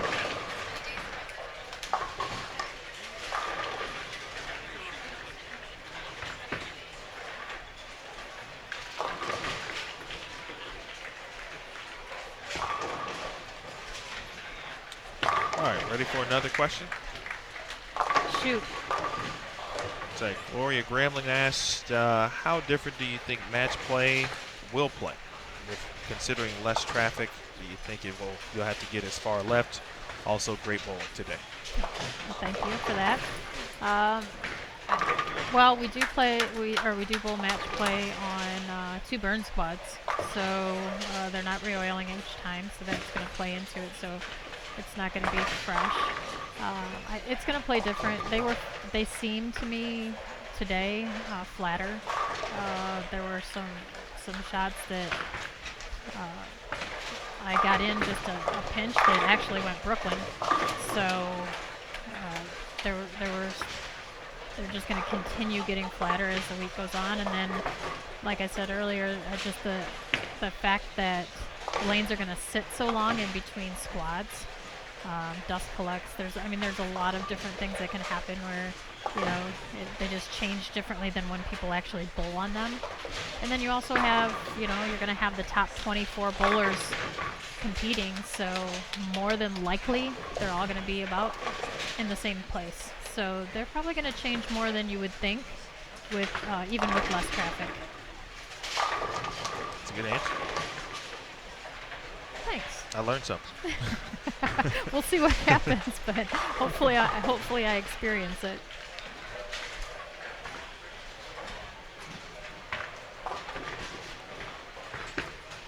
Front 6. Oh, that was a good shot. Looked like she kind of knew it though. Dime there, again front 6 for Wagner. Wagner as well. Let's take a look and see if our standings are updated. Again, in the booth with Jody Wessner. Your top 5. Of course, if you look at the standings from C Squad and this squad to finish and another one to go, Jody at plus 717, Shannon O'Keefe at plus 634, Pluhowski, Shannon P, of course, plus 613, Maria Jose Rodriguez at plus 571, and Caitlin Johnson, the Weber International, stand out there at plus 556. Ashley Galante again moving up the board now at plus 530. Mentioned Julia Bond just shot 290. And she is plus 240, if my math is correct, for 4 games. Whoa. 1040 for 4. That's a lot of strikes. Wow. How about that? Eddie Wagner, 150 over, plus 502. Bond, by the way, plus 506. Nicole Trudell at plus 437. Those are players I'm naming in this squad, except for the top 5 we started with. Anita Arnett at plus 396. Leandra Asbeatty at plus 337. Sydney Brummett at plus 315. She has gone back-to-back 258 games. So a lot of bowling left. And Nina Flack now with 3 in a row. I mentioned she shot 300 yesterday. Jenny Wagner trying to join her Swedish teammate in that category potentially as Durbinski. They come up from the left side there. Speaking of the Rochester Open, Christina will make her first televised PWA appearance Sunday, no matter what. And she will be vying for that title. That show will be taped along with a couple others, PWA Orlando Open and the St. Petersburg Clearwater Open. Those will follow the live, L-I-V-E, live U.S. Women's Open show on CBS Sports Network. Is it live? It is live. I heard that. So if you can't make it, we certainly would like you to be here. We've got plenty of seats for you. Come on out. But if you're not in the area, be sure to set your DVRs if you won't be at home. Noon Eastern, 8 in a row for Yenny Beckner. Noon Eastern time on CBS Sports Network.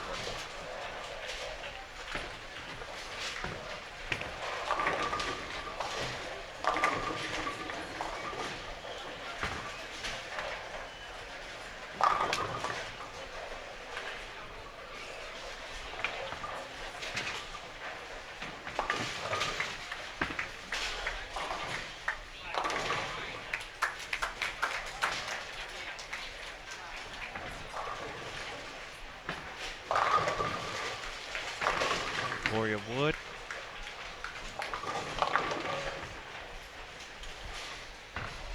They go 2, 4, 5, 7.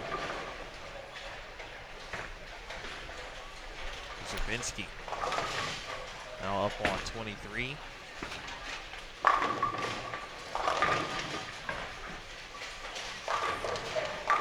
She leads at 6'10". Looking around the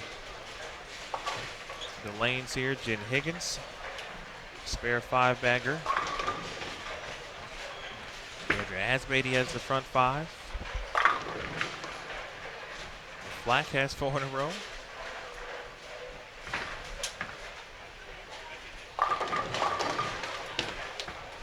So I knew when I was struggling, not throwing it well, I left the 2, 4, 5, 7 probably 3 or 4 times in one of the tournaments, and I was like, okay, something's not right here. I don't know that I left it 4 times all year, so that was something that was a really good indication that I just was not, my timing was just not right. So those are the types of things you have to pay attention to. You know, it's not just the ball, it's not the lanes. I mean, it's definitely a U factor, and sometimes I think it's me more often than not, but in those cases I was thinking, well, I just don't have the right ball in my hand, not playing the right line. No, it was definitely me. Wagner ready to step up here, looking for 9 in a row. Nice shot from Kaylin Carl. Young player, another one trying to find her way out here on tour.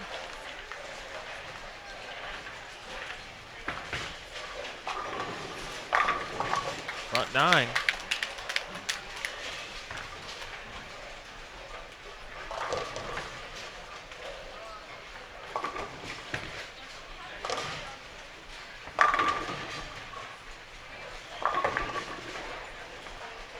Oh, here comes the jinx.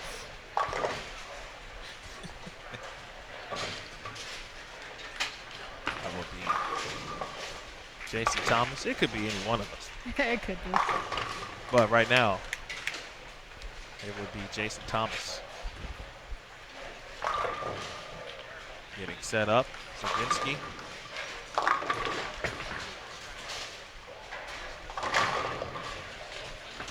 Get joined in the booth by Jody Wesley. Nina Flack.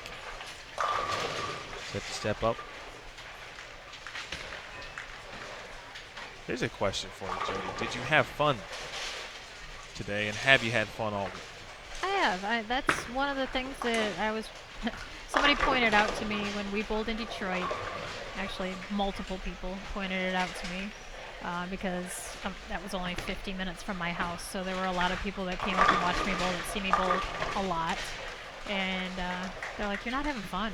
You know, you're out here, you're pressing too hard. Hey, this is something that you're supposed to have fun with, and this isn't how I'm earning, you know, making a living. So, you know, I have the privilege of being able to do it, and it kind of hit me hard, to be honest with you. It was a smack in the face. So the last several tournaments, I think that also, along with some of my timing changes, that definitely made a difference. So just trying to have fun.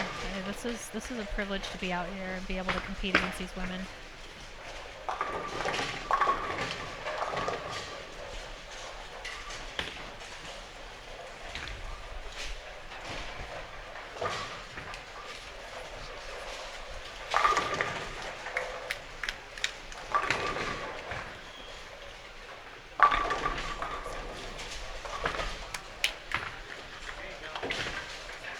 All right, Wagner about to step up, 10th frame.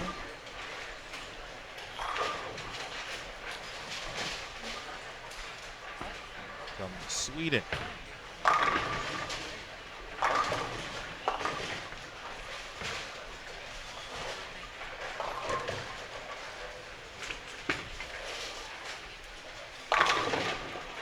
Whoa. Wow.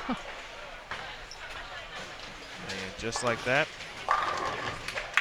Jason Thomas is to blame. Exactly. Always blame the cameraman. I've been there. I've been that guy several times. I didn't know it going in last night when we were, or yesterday when we were finishing up, but I guess I needed nine spare strike maybe to go around Shannon to the lead, and Matt came down and recorded my first shot. And I didn't know he was back there, and I didn't know what I needed. I wasn't paying attention to that, but lost it a little bit early off my hand and left the bucket. And of course, we blame Matt. Yeah, he told me about that. Yeah.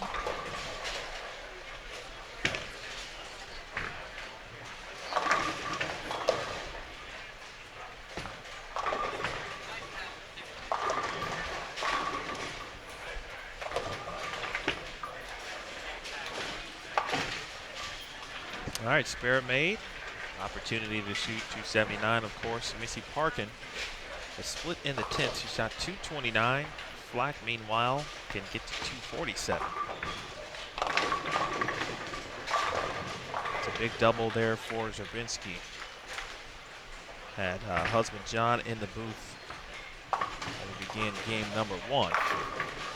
She's talking about just trying to, you try to take one game at a time in this situation.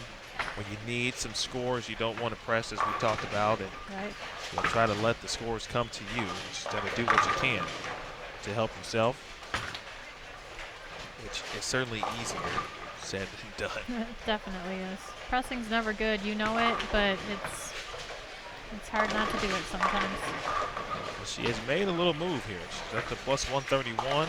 Last 2 games, 254, 238. This is game 5, 279 for Wegner.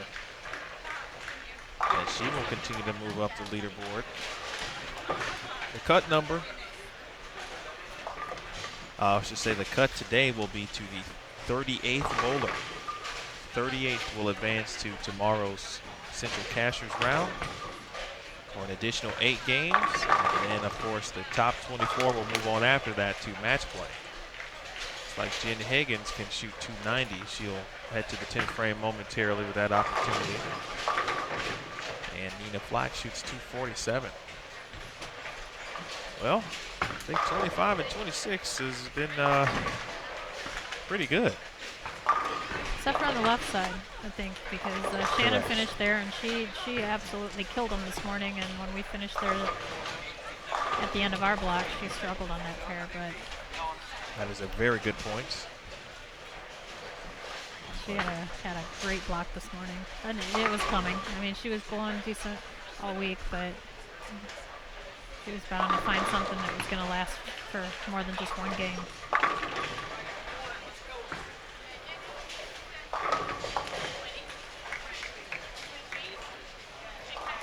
Gloria Wood with 4 in a row. Kaylin Carl, and a bucket here for Zabinski. She'll take it. Those are not easy to throw at on this. Leave anything but a 2-8 combination for sure.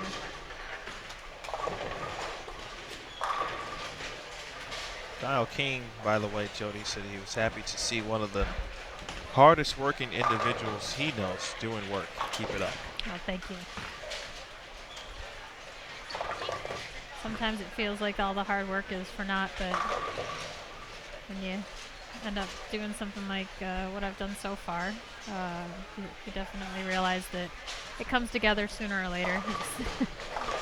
Hopefully sooner rather than later.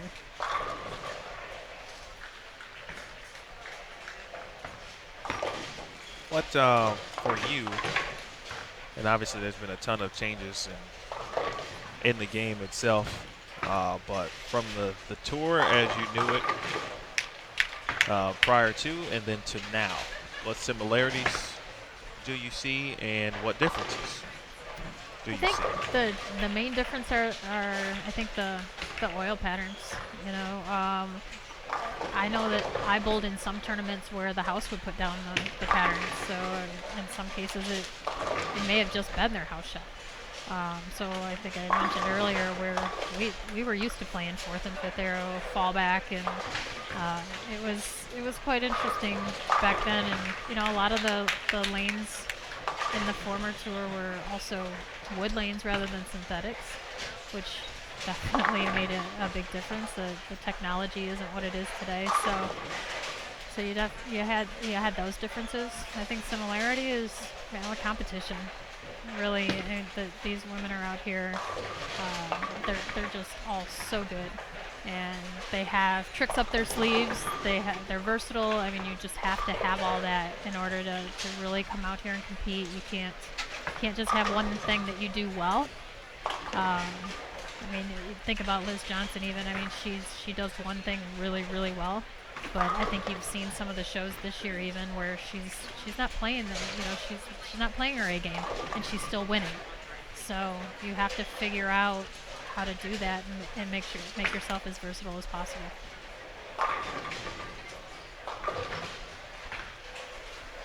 Liz has referenced her having to go to the C&D game a little bit, Yep. actually a lot this season because of some of the patterns that have been out. And those patterns haven't been easy by any stretch of the imagination. The variety has been so large or extreme as well. So really, I mean, you guys have been keeping up on your toes, and you don't really know obviously what to expect week to week. So you have to be, as you said, as versatile as possible to be able to combat whatever is out there. Right. And we've had some tournaments where they haven't released the pattern. So you just, Correct.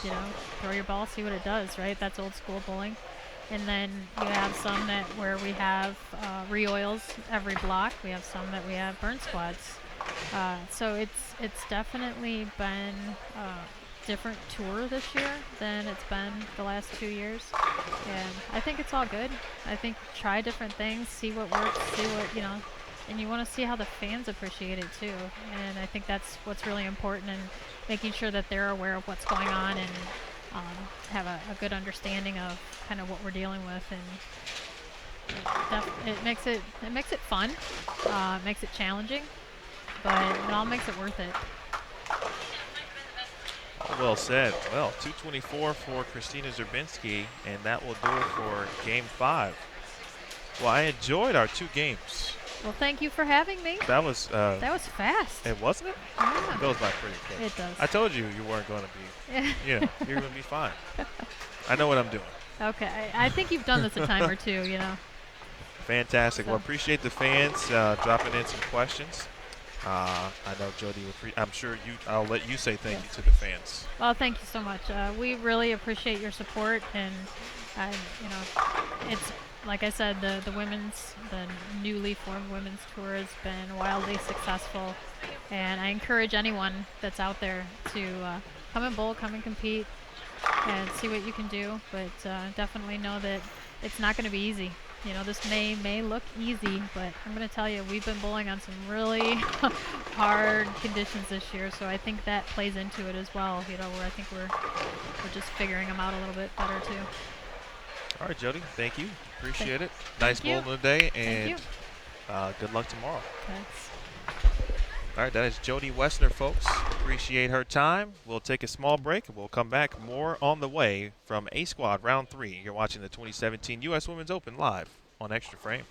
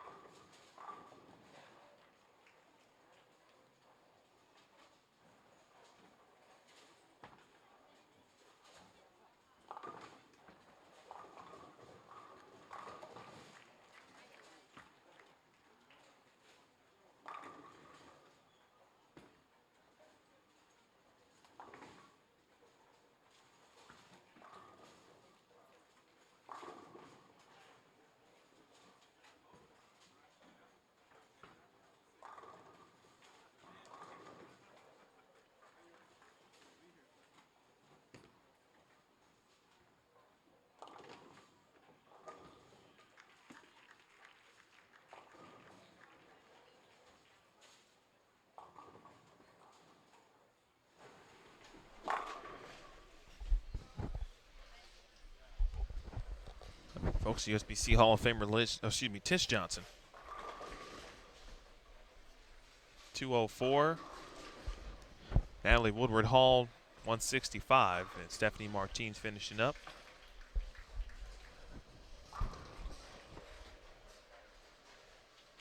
This is game 6 of 8. A squad. Megan Kelly right now has the front 10. On the low end, didn't like it, and it's through the nose. Not sure what she just left, but Megan Kelly with the front 10. Oh, nice game by Megan. Danielle McEwen, meanwhile, started with the front 4, 9 spare, then a 3-backer.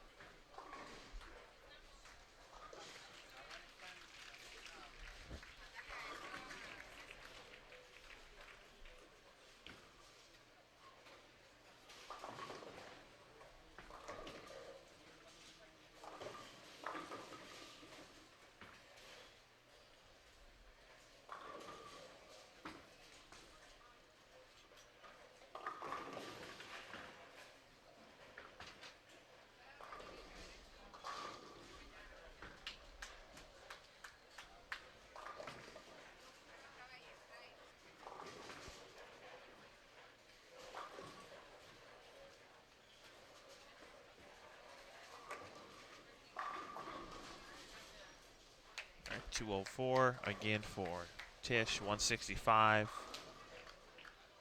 Woodward Hall, 185 for Stephanie Martins. Cindy Sutherland, Karen Marcano, Ashlyn Hersberg on 25 and 26.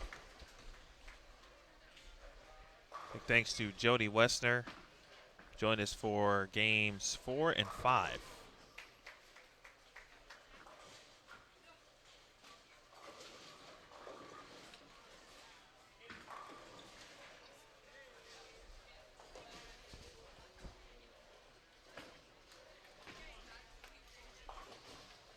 Mentioned the hot start by Julia Bond.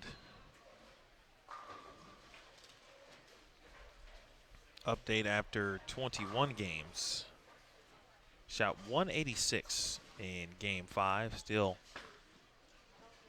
at plus 226 for 5 games at this point in time, and just steadily moving up the leaderboard.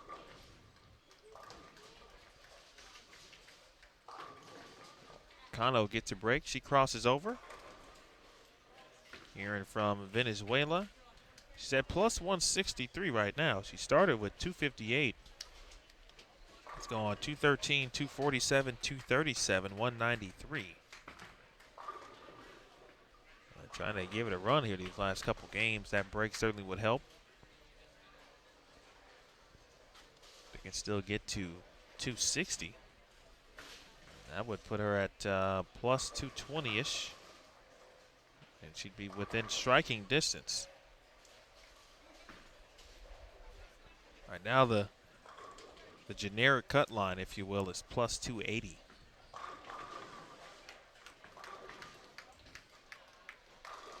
But still a full squad to go.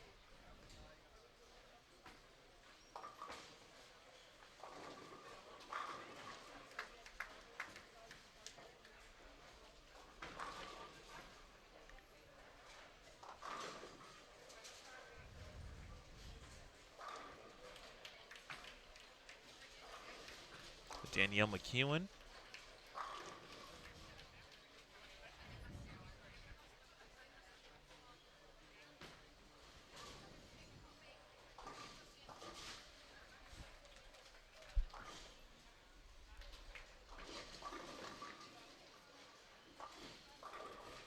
She did strike in the 9th frame. So she might be able to get to, or will attempt to get to 279.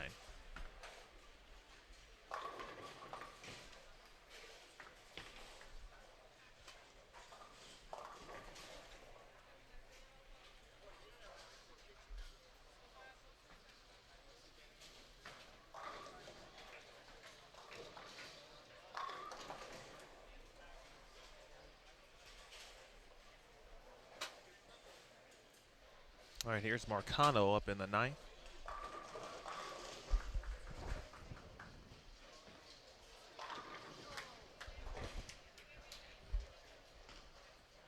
All right, Karen Marcano trying to run down the number. McEwen, 10 back. Let's see where Danielle is in the standings.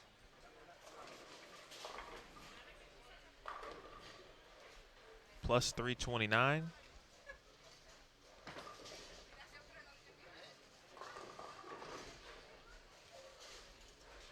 Nice break there for Sutherland, able to get a nice messenger to carry. Just past 4 o'clock Central Time. Appreciate everyone joining us.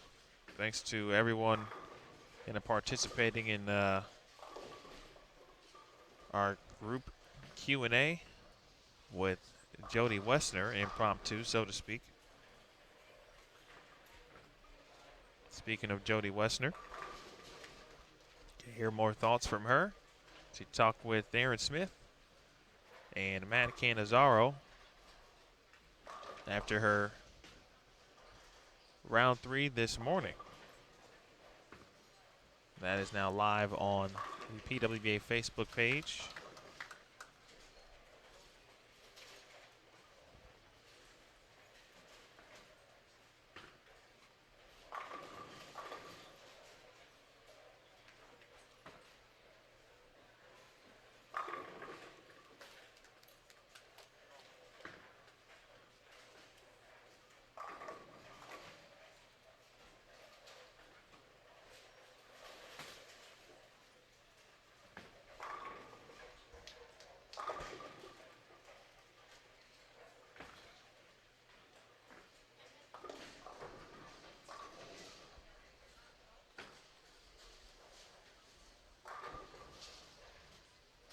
Marcano, first one is good. Meanwhile, McEwen, another one in the 10th. Fail shot, 279 for Danielle.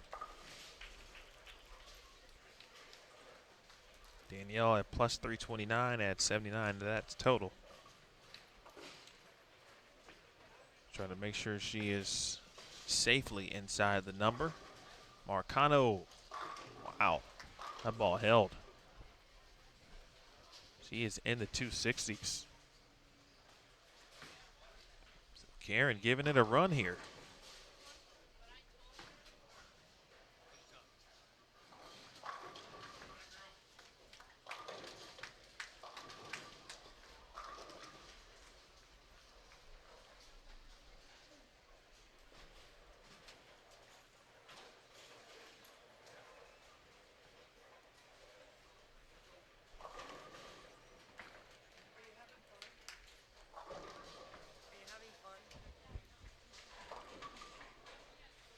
Always.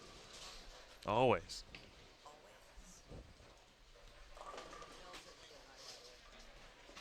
I will do that. Is she watching? Hi, Mel. Tish says hello, too.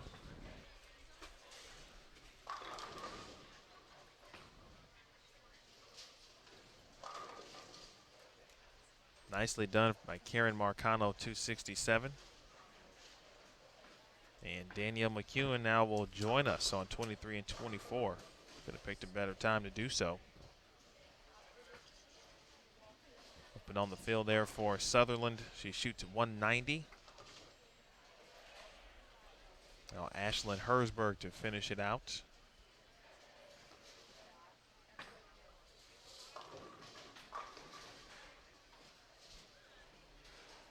The old 3-5-6.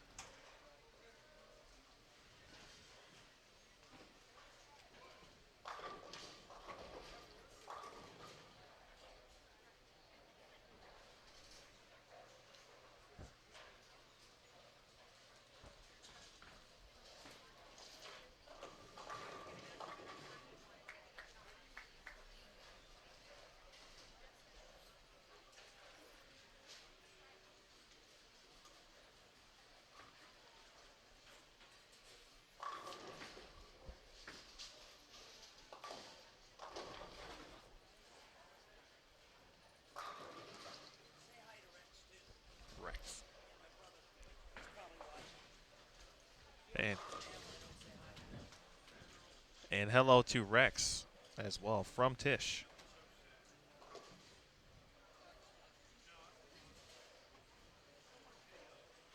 So those were the requests. Mel, hello. Rex, how are you today? Nice shot for Herzberg to end things.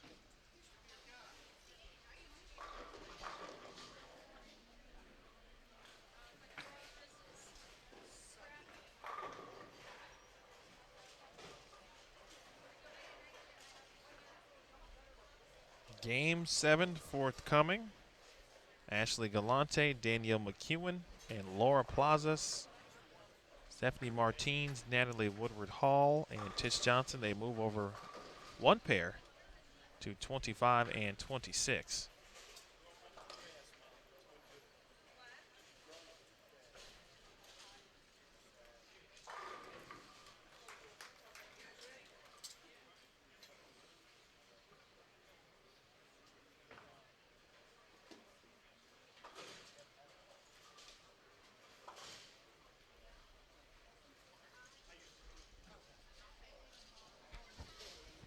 All right, Tish will start it off. Game 7.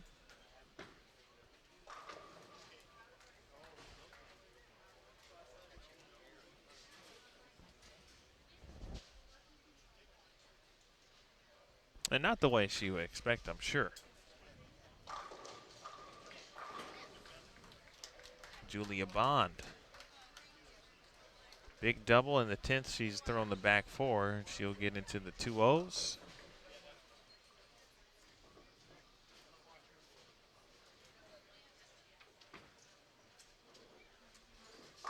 Nice spare.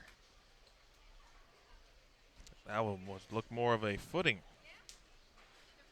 issue on the first shot.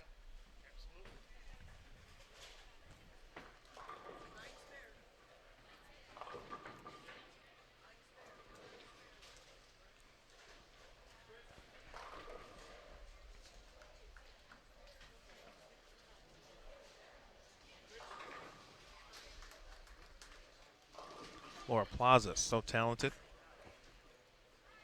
Wichita State, of course, as well. So Plaza's got a little work to do.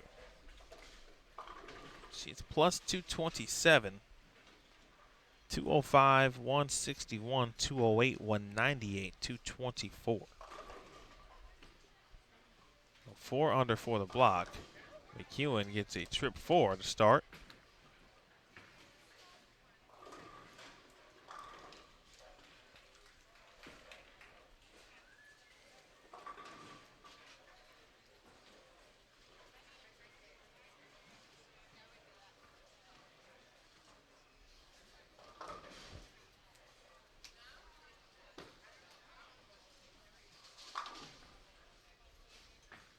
Early open there for Martins. Also near us, Marcano, Herzberg, and Sutherland. So we'll get a chance to see Karen nearby.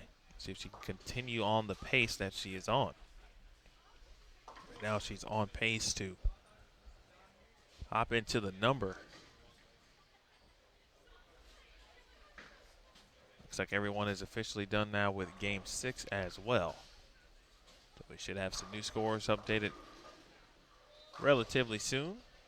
Ashley Galante and shot 300 Game 1 this morning.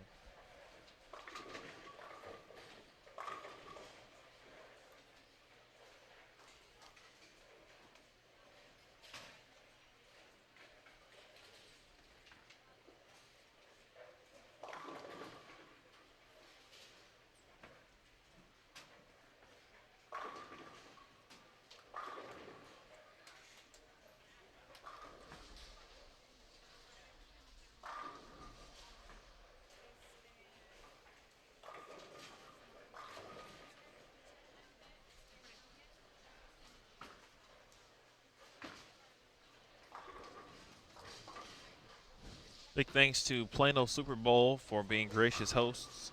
Jamie Brooks, proprietor here, Scott Craddock, GM. Aaron, who was very helpful as well, and everyone involved. Of course, USBC, BPAA, and sponsors of the PWBA Tour also, Smithfield, Cubica, AMF, Nationwide, Pepsi, and GoBowling.com. This is the 2017 U.S. Women's Open. Tish back on the left lane.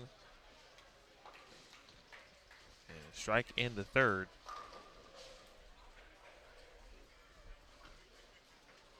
There is Galante. Well, you feel like you get to a point in this event, and it just feels as if the tournament should be coming to an end. But I mentioned earlier, the previous squad, that it really is just beginning. For players, someone like Jody Wester, for example, put up a lot of score and took the lead. Really just the beginning. Gonna do it again tomorrow. Nothing is guaranteed. So he's gonna work hard again for another 8 games to get to the top 24. It'd be nice, certainly, to remain in first. That's certainly her goal at this point. When you gotta get there. Can't win it on the first day, as the saying always goes. Put yourself in position to win. And we learned last year that even if you finish 24th, or I should say make the cut as the 24th number, you can make the jump all the way to the top seed, as Shannon Pluhowski taught us all last year.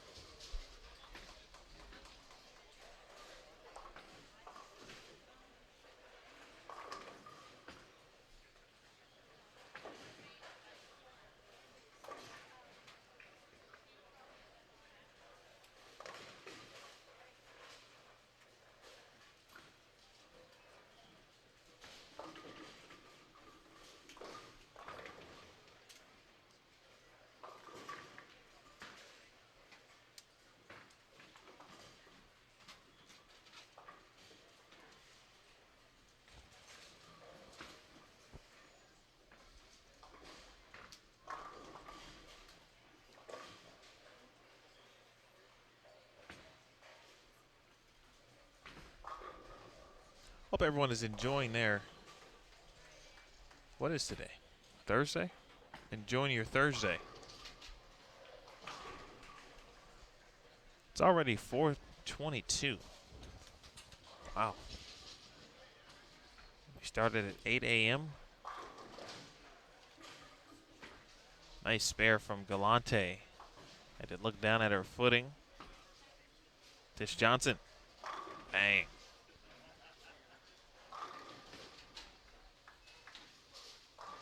Well, minus the early blip on the scorecard.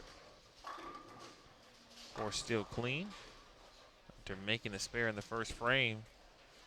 Technically kind of perfect on the left lane.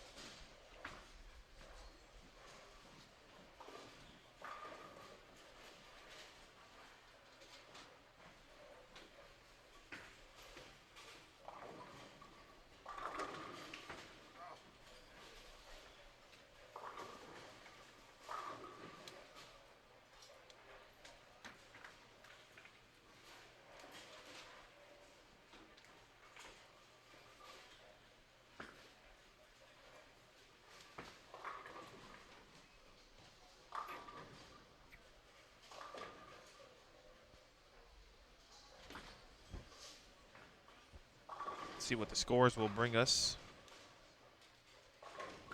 B squad after 22 games. Wegner now leading the A squad at plus 570. Cole Trudell at plus 520.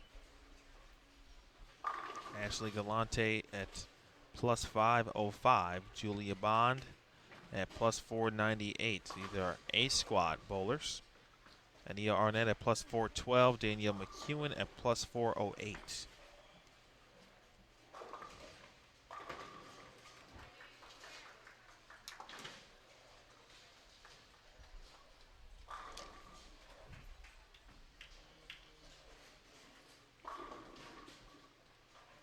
All right, with some updates.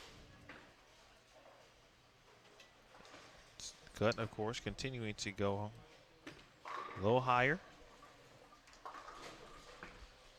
Right now, it is plus 284, and that is Clara Guerrero, who still has to bowl 8 games.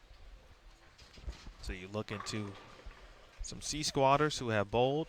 Marcia Klumpkin at plus 292.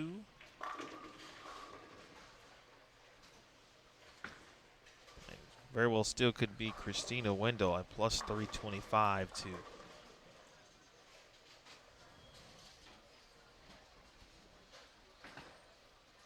Being the number.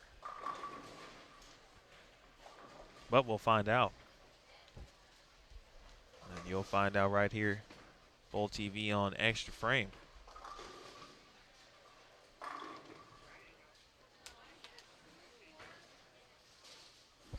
All right, striking the 5th for McEwen as she's playing the Dutch 200 game. Karen Marcano. She's on the trail, folks. Karen is on the path to make tomorrow's Cashers round and play.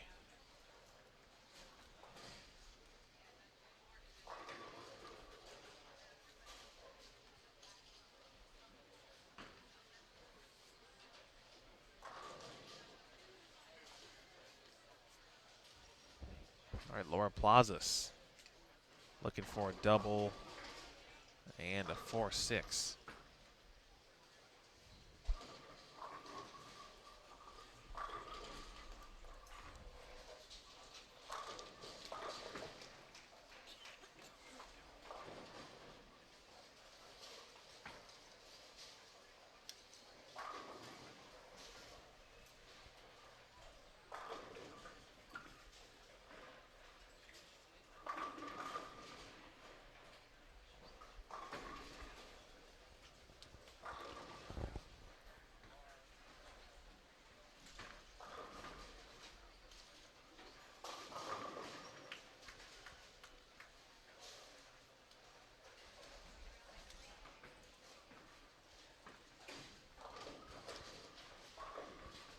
Tish can't buy a double either.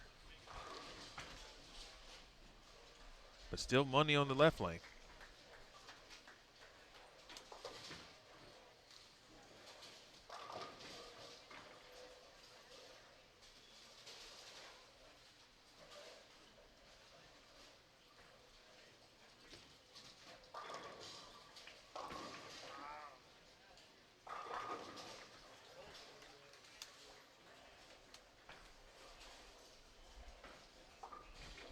Or 6-7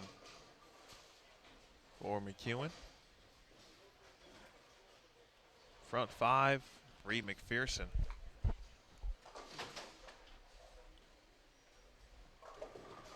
Mentioned Megan Kelly had the front 10 last game. She ended up shooting 289 to get to plus 199.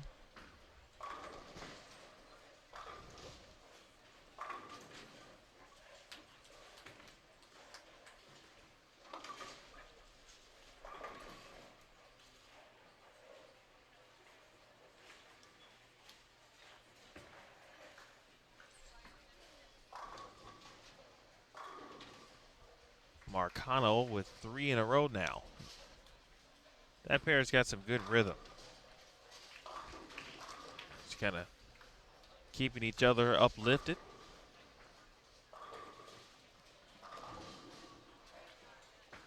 Staying positive.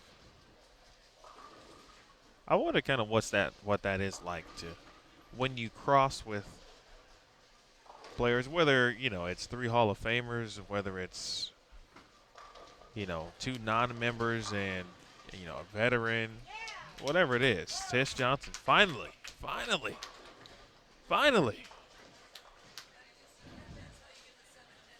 gets the strike on the right lane. And in normal Tish Johnson fashion. But what's it like to cross with Tish Johnson, for example? That's actually a good question. If you could cross with any professional player, both PBA or PWBA, I'm just curious. Who would you cross with? Actually, let's keep it separate, for example. We'll have 2 questions, but you have to choose PWBA or PBA, or both. I'm sorry. You have to choose both. Who would you want to cross with? You get 3 players. Could be anybody right now. Could be any era. Could be.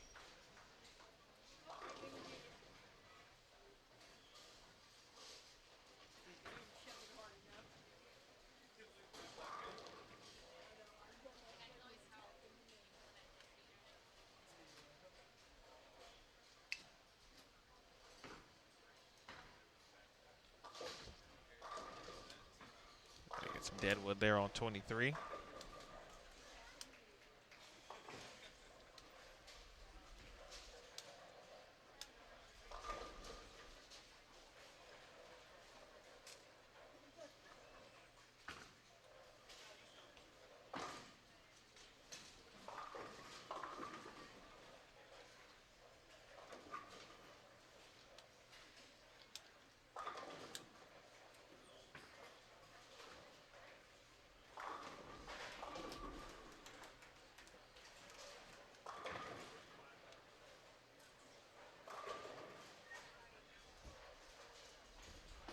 All right, feel free to drop that in the live now. If you could cross with 3 players from the PBA and the PWBA, which players would you pick? You get 3 PBA players, you get 3 PWBA players. If you want to cross with and have them together on your pair, sure, go ahead and put it down. No problem. I'm just curious. I think I'm not sure who I would go with. I think when you think 3, 3's not a lot, but I think if I was like a rookie, I'd probably want to cross with someone like Dick Weber. I think he'd be a nice gentleman, kind of help you along the way. For example, make sure you don't double jump, or not double jump, I should say. Make sure you follow the double jump rules.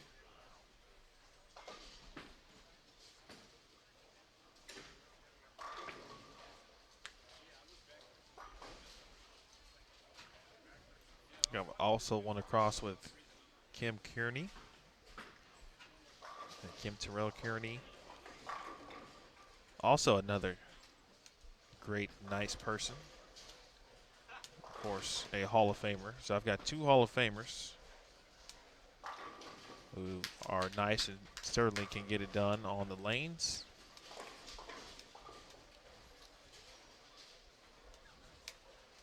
Tish with 3 in a row here can get to 237 after the slow start. And to figure things out on the right lane, get a break. She's going to have to finish there, however. McEwen back with a double.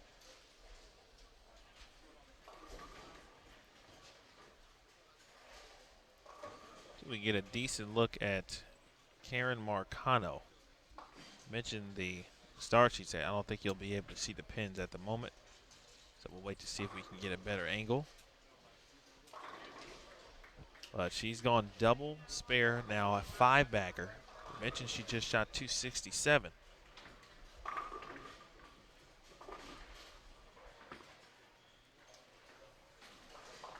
at plus 230. And right now, what is 48th? But of course, that doesn't matter what place at the moment. It will matter at about 10:30 p.m. tonight. Ashley Galante, 4 in a row. She's throwing it really good this week.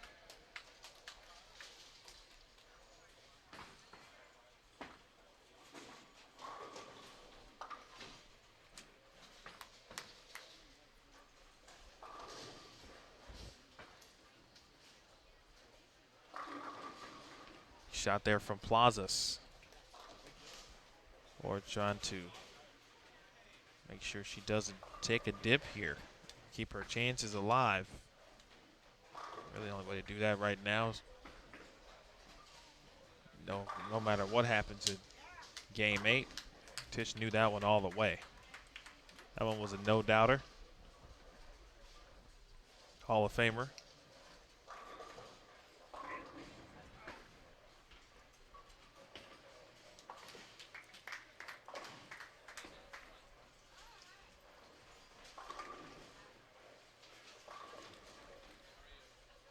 USBC and PWBA. That led to the PWBA Hall of Fame in 1998 and the USBC Hall of Fame in 2002.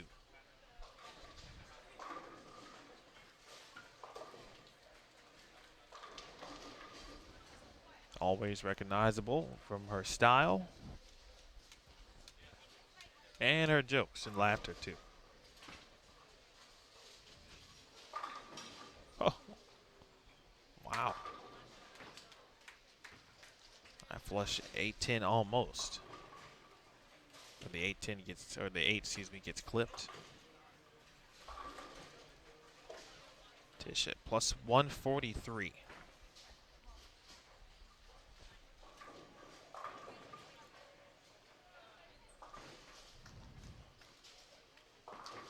And Marcano through the nose.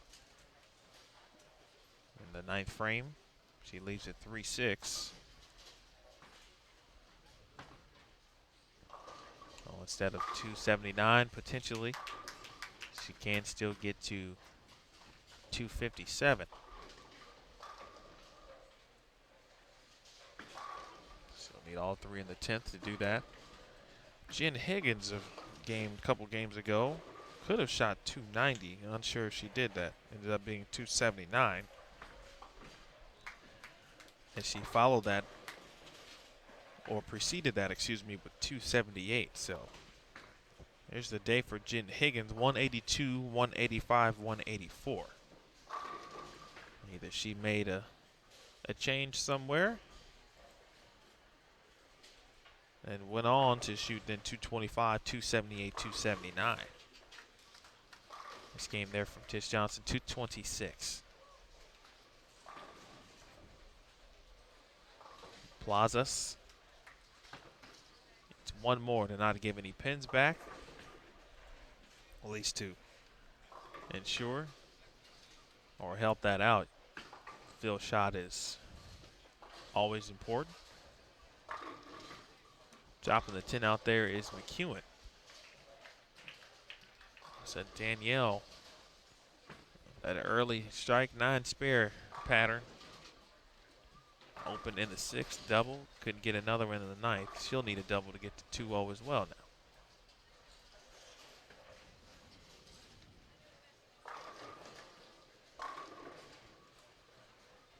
Big shot there for Laura. Imagine at some point she will be bowling a lot more tour events the next season.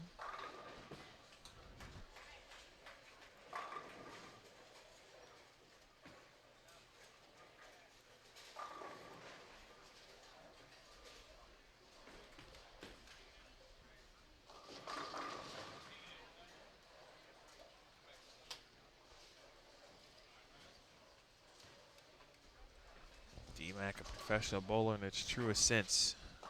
Doesn't get weeks off. Oh, what a break for Karen Marcano. Hey, you need those. You didn't see it, folks, but something came over from the right side of the deck, went all the way over the tip over the 4-pin. Stephanie Martin shoots 181. And Natalie Woodward Hall, 208. McEwen. All right, 207 for DMAC.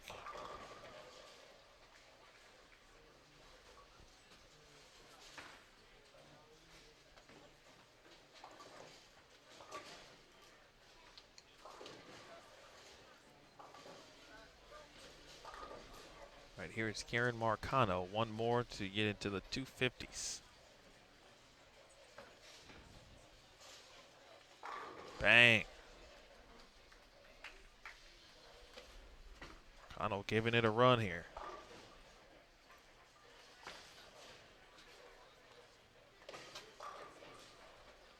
Again at plus 230.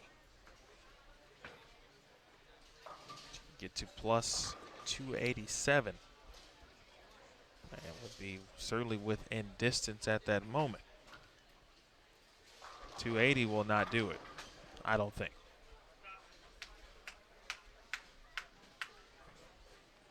Another good shot from Galante. Final offering coming up for Marcano.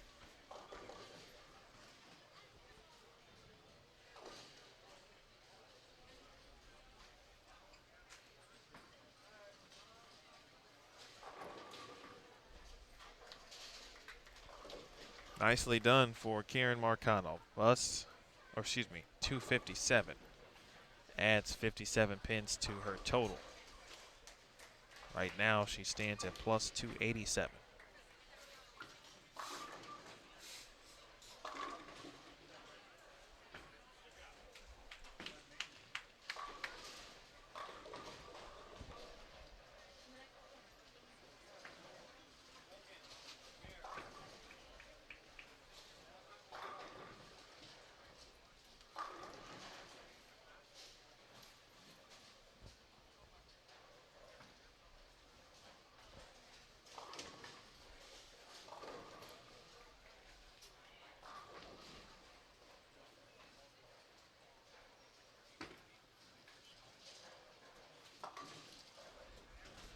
$228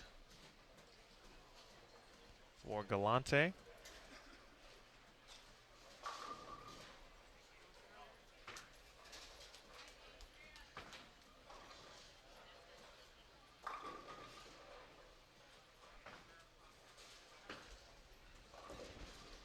All right, game 8 coming up.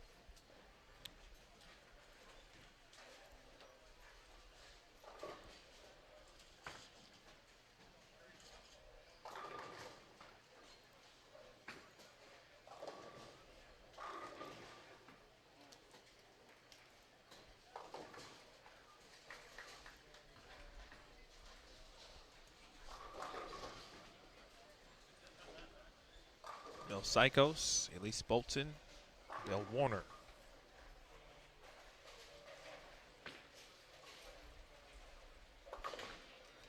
We'll have Jen Higgins, Megan Kelly, and Megan Simon on 25 and 26.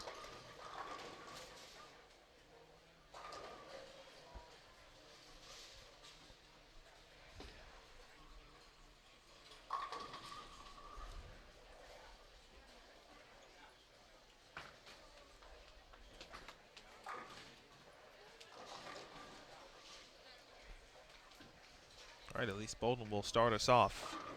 She trips a 4.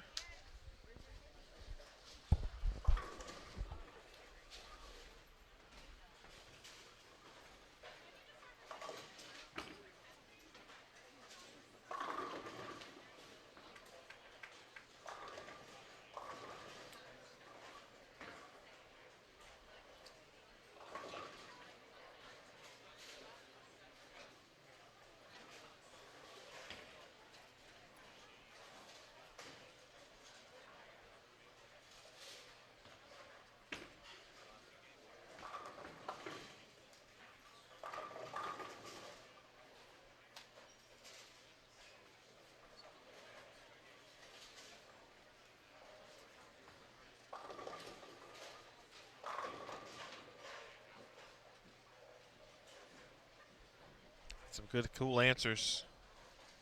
Said, who would you want to cross with?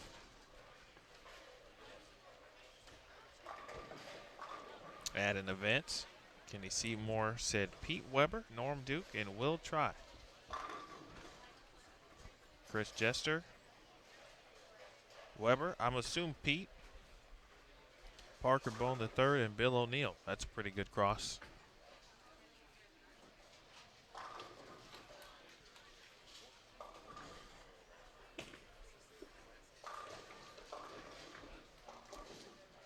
I know Pete would be a popular choice, I'd imagine.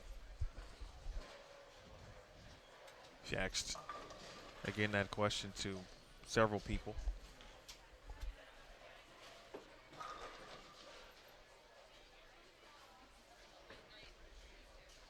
Debbie Ayers down there doing some work. She can get to 257.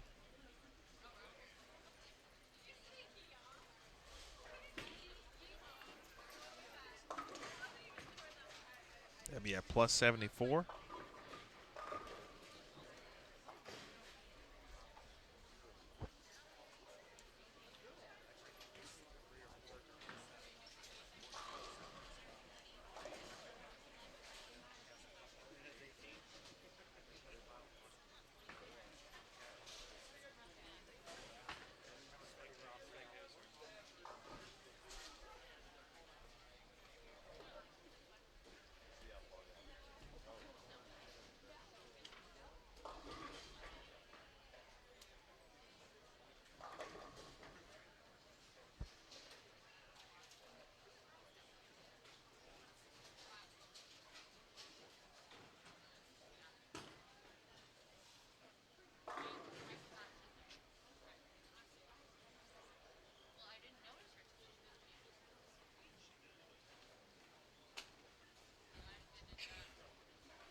All right, again, Megan Kelly, Jen Higgins, Megan Simon on 25 and 26. Set to start here momentarily. It's about a lot of pairs making the way to their respective pairs for game number 8.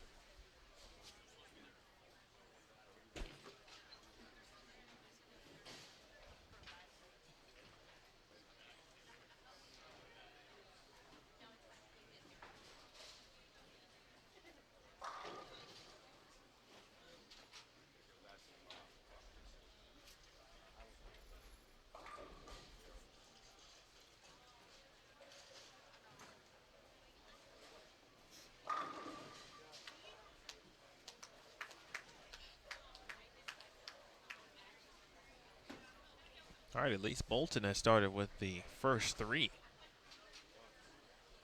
Nebraska product.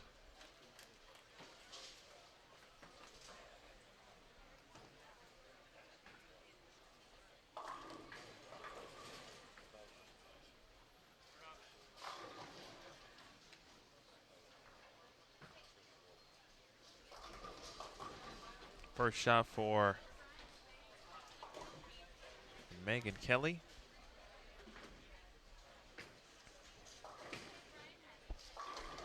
And 4-7-10. A good shot there from Psychos. And she stones an 8-pin. It's Megan Simon. Good opening shot.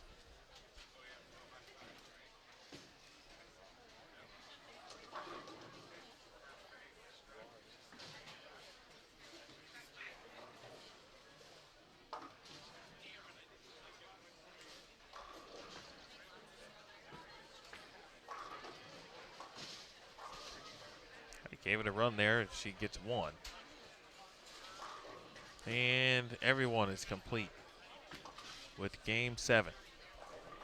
All right, standings to come shortly. Watching the U.S. Women's Open. Live coverage here on Extra Frame. Jen Higgins.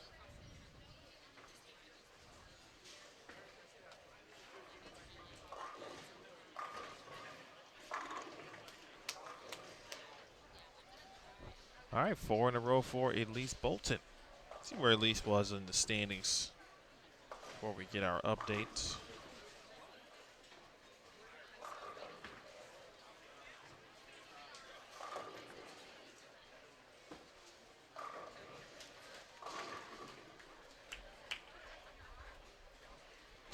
Elise was right there. I'm unsure what she shot.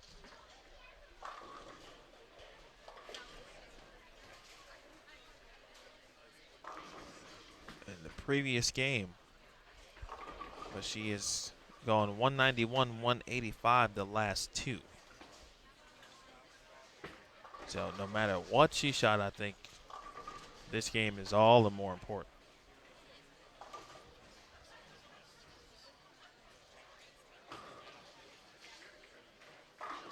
Psychos.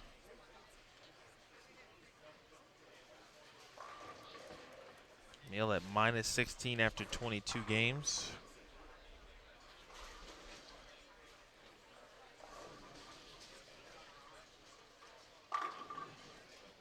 That was a really good shot from the former Team USA player. Five-time Ohio Queens champion.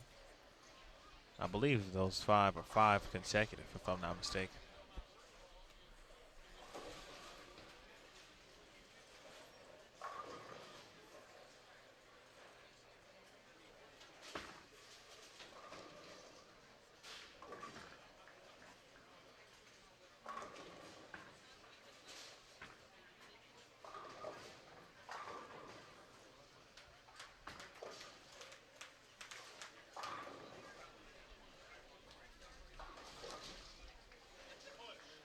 Five in a row for Bolton. At least with a nice little cheering section here.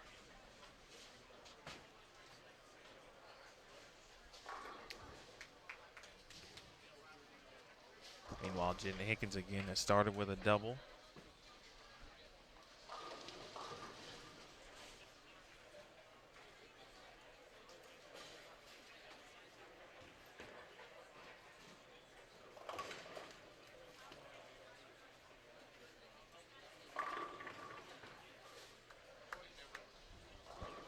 Shot from Adele Warner. Adele.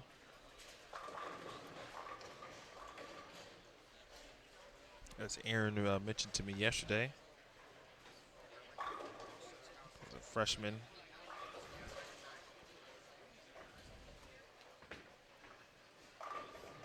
Oh, excuse me, not a freshman, but is at Vanderbilt University.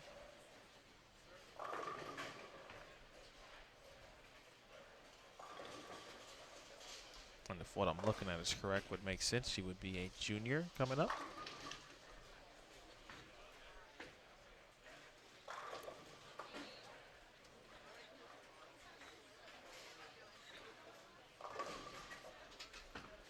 Came in with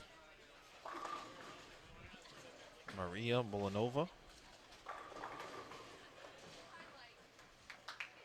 Pretty impressive. From a class perspective, the recruits that year for Vanderbilt with Emily Rigney and Brianna Land. All right, Bolton for 6 in a row. Looks like it may have gotten it right early. It may not matter. And a 7 pin. All right, she'll go to the bag, grab the plastic, and head back.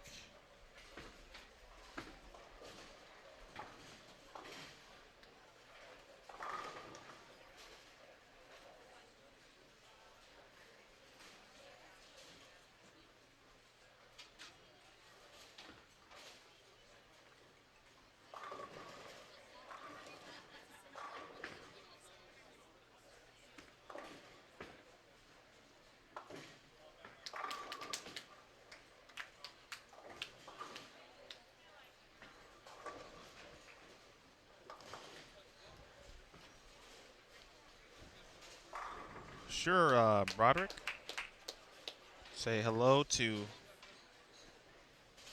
Elise's grandfather, Don Wilson, watching in Pittsburgh, Pennsylvania. I hope your day is going well. And as it worked out, at least on the featured pair here for the final game, and essentially bowling for her opportunity to advance. A shot there from Megan Kelly.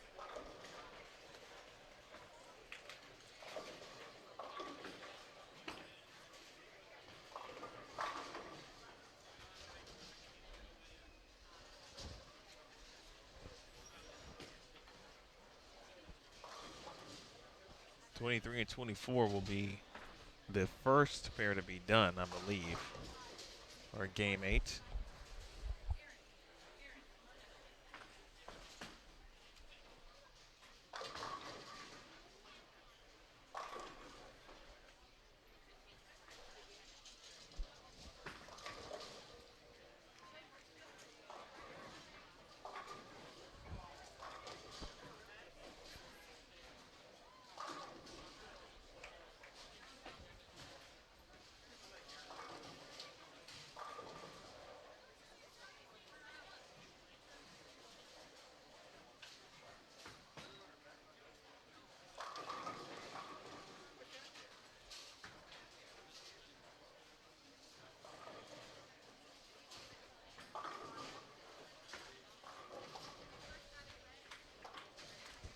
Boy, Jen knew that one.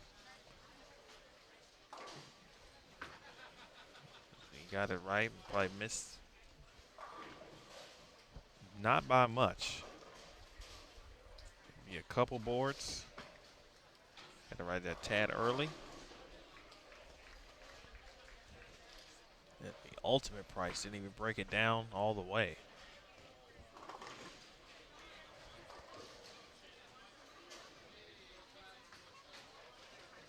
All right, Bolton back up on 23. That's got to push. It actually pushes too much. That's some hold there. That one just looked in.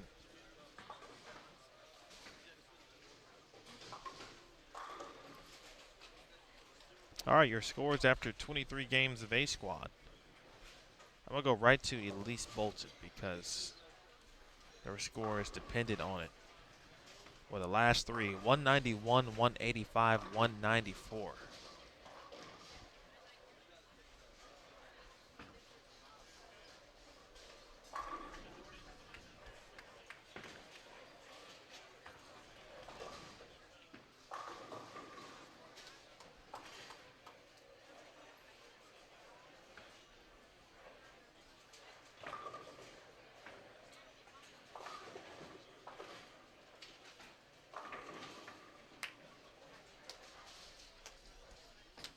I'm going to go out on a limb here. And I'm going to say that Elise Bolton needs at least 260 this game.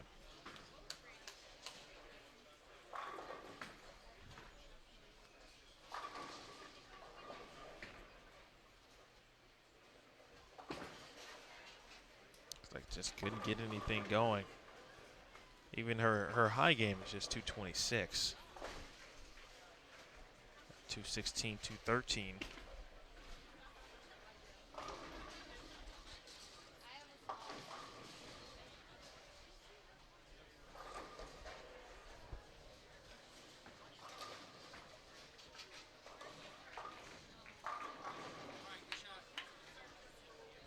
All right, Bolton in the 8th. Good shot there from Jen Higgins.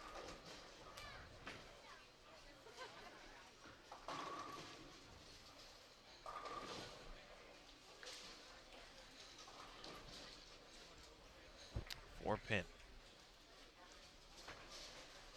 257 would still be okay.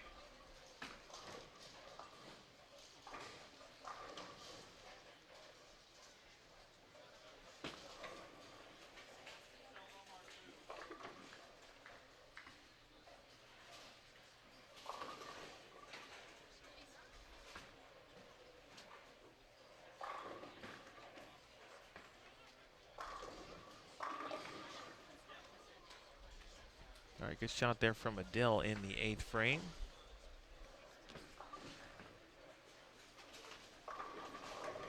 Dell plus 32. And getting some experience at the U.S. Women's Open. Her teammate Jordan Newham doing the same thing.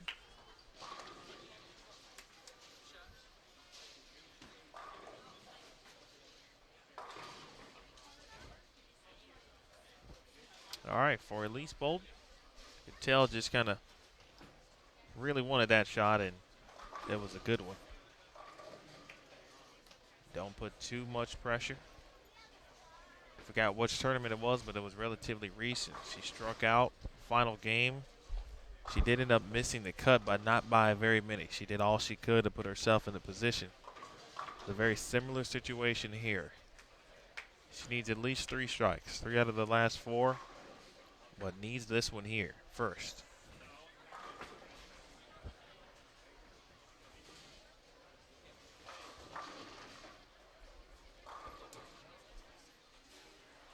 And all of a sudden can't get the single pins to cooperate.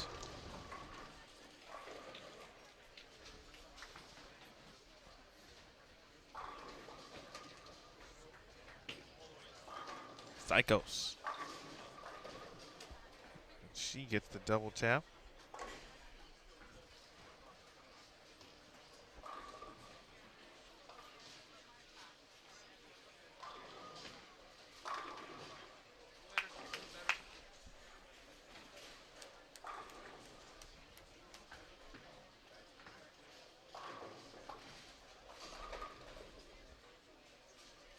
All right, front 5 for Bolton, and then 9 spare, 9 spare, 9 spare, 9 spare. 246 still available.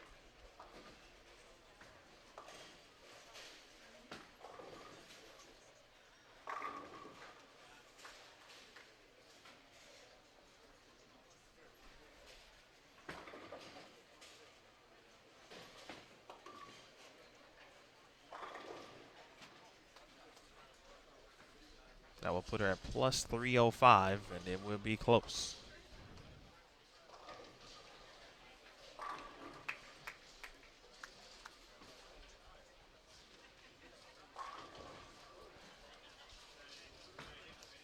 A good shot there from Warner. All right, Megan Kelly. Open strike, spare, 3-bagger. 7th frame. Right lane. And a 9-pin.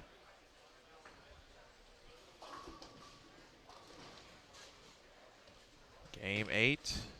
See how it's going for everyone.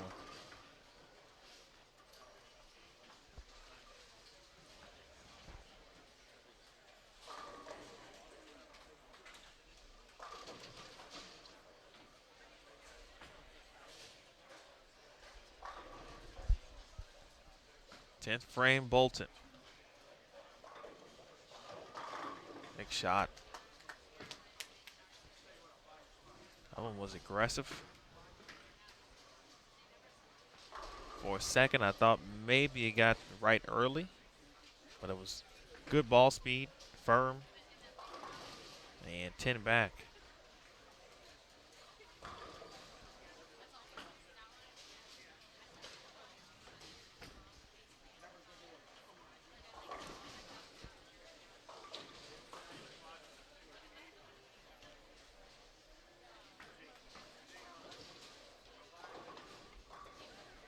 Shot coming up. Get to the 300s. Splits the 8-9. A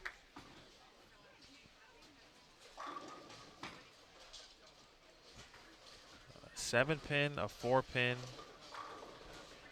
and I think 2 10-pins.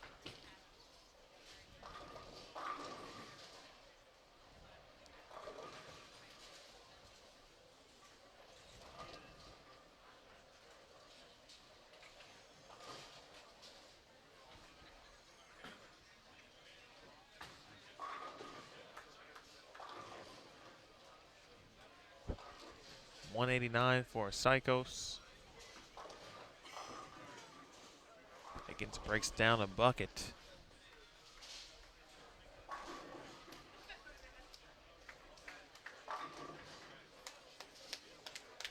Nice game for Bolton there. Certainly could have been more. But she is firmly now on the bubble.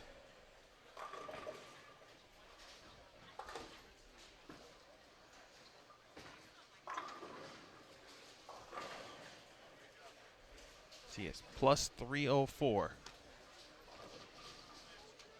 She will be waiting. I'm sure watching Extra Frame, or she'll be here herself at the bowling center. If she carries one of those hits, she's probably in. See if anyone else in that similar boat. Jen Higgins is at plus 382. And she chops a spare here in the 7th.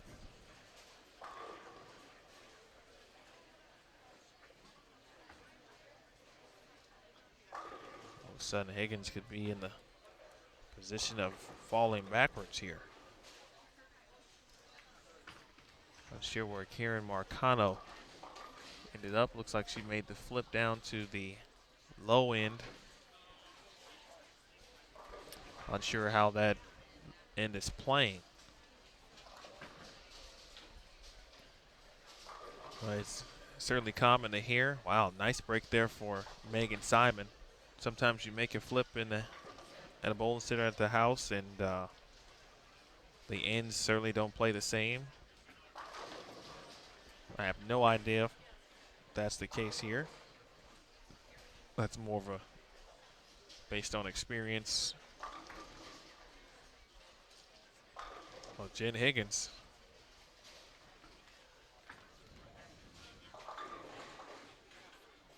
Wow.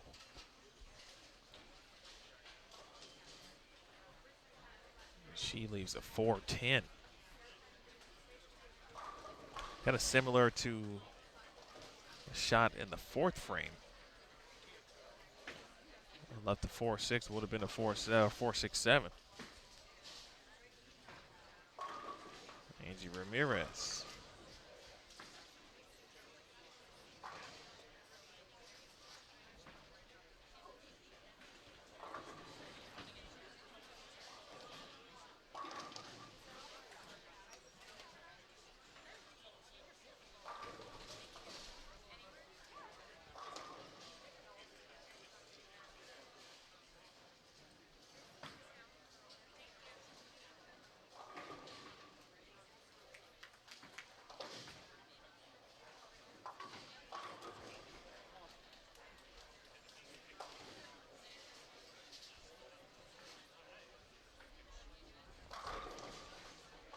That gets down to 203 max score.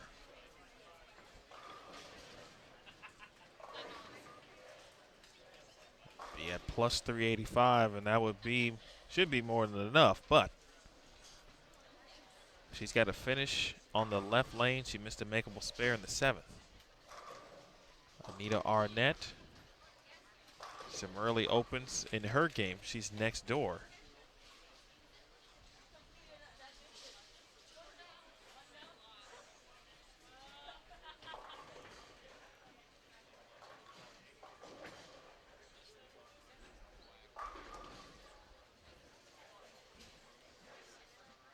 Let's go to Ramirez briefly.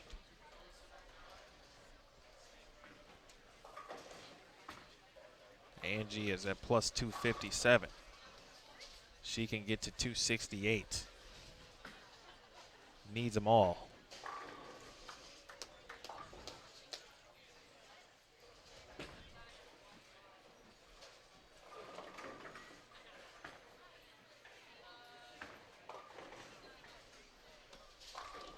If she were able to strike out, speaking of Angie Ramirez, she would be tied with Christina Wendell, who is in the clubhouse at plus 325 after bowling this morning. Here is Jen Higgins. 9th frame, back-to-back opens. Big shot. Came back, had a quick word.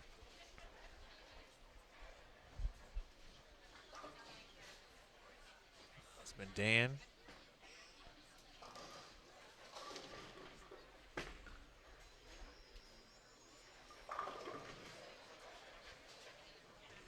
Nita Arnett in 19th, plus 438. 38 over for the block, but not doing anything to hurt herself. Plus 252 yesterday. Last night on the double burn. And she flat 10s there. Here is Megan Kelly. 10 frame shot for Kelly. Shot.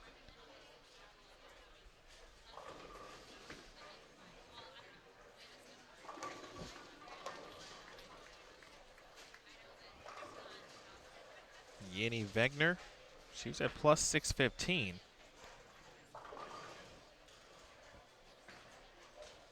So Jody Westner will certainly lead for another squad. Wegner could pass Shannon O'Keefe, though. Not sure how she is finishing up. Actually got an eye on her here. Looks like she can only get to 208. So at worst, or at best, excuse me, she'll be third.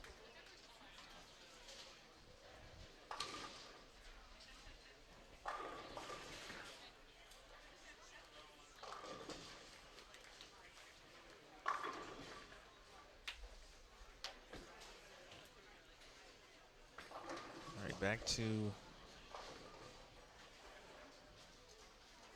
Angie Ramirez.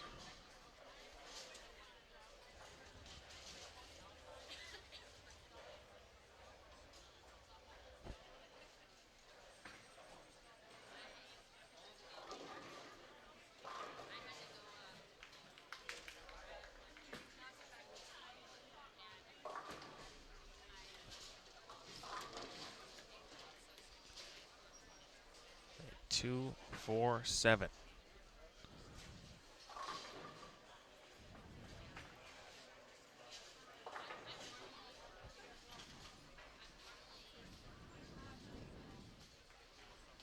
So that brings that max score down to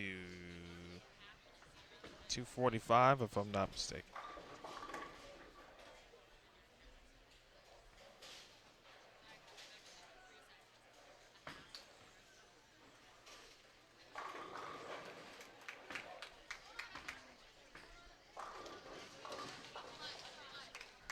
All right, she spares and strikes out. Speaking of Ramirez, that'd be plus 302.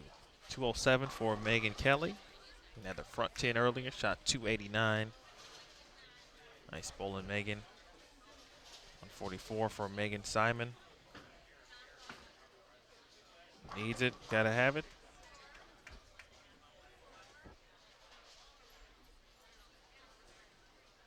A 245, excuse me. On the max score. Here is Higgins. And that should be do it. So give one more.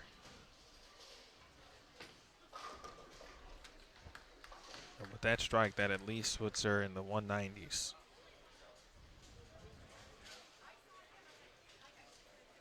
It's at the first 300 game of the tournament.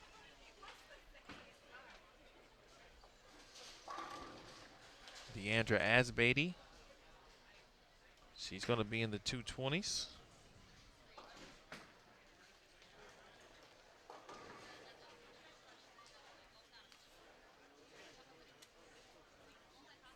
And the 6 pin for Ramirez. That might do it. Greek Church.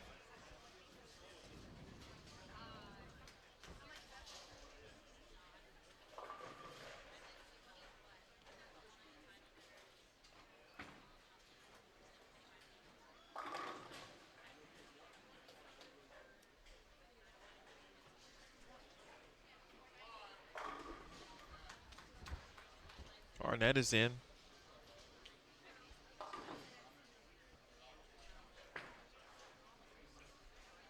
$186 for Higgins. So she'll lose 14.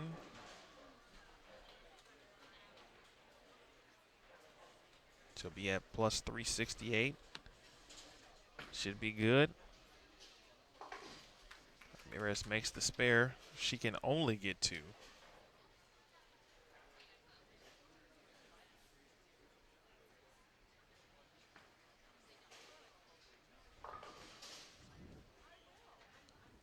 Plus 291.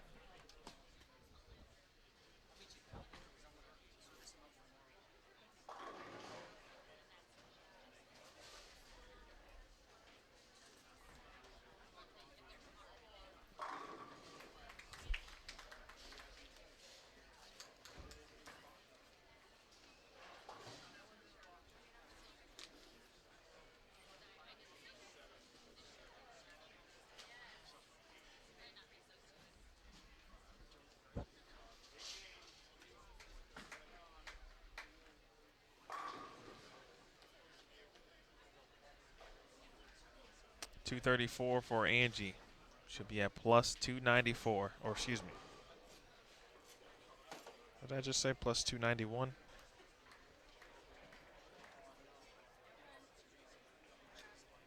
Plus 291. She will need a lot of help from the B squad tonight. 184 for Arnett.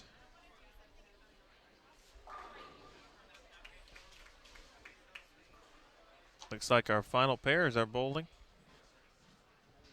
right now. Boy, everyone on the left side of the house here on the low end, well, they got done pretty quick.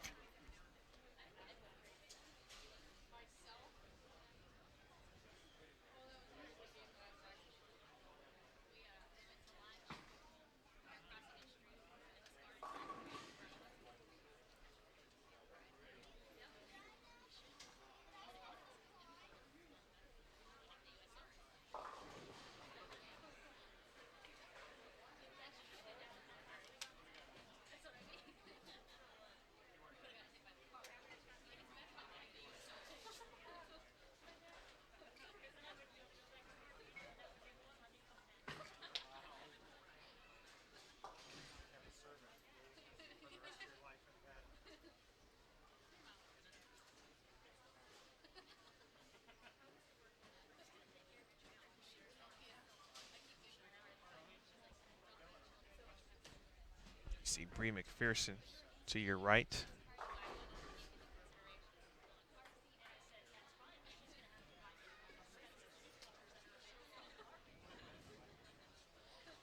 Take one final look at Facebook for this squad here. There's Mike Calderon. There's Mike Calderon.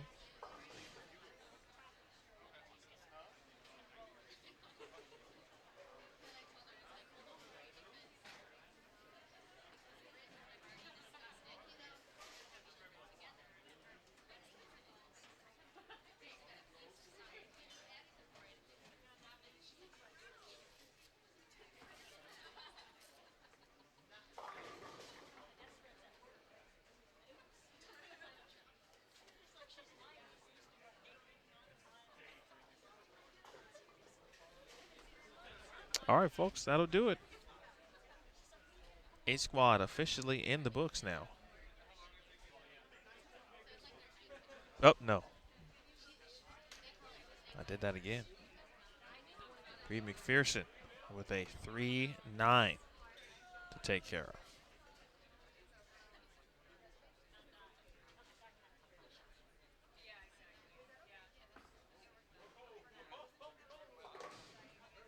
All right, ladies and gentlemen, that concludes And that round will do it. 3 for our A squad.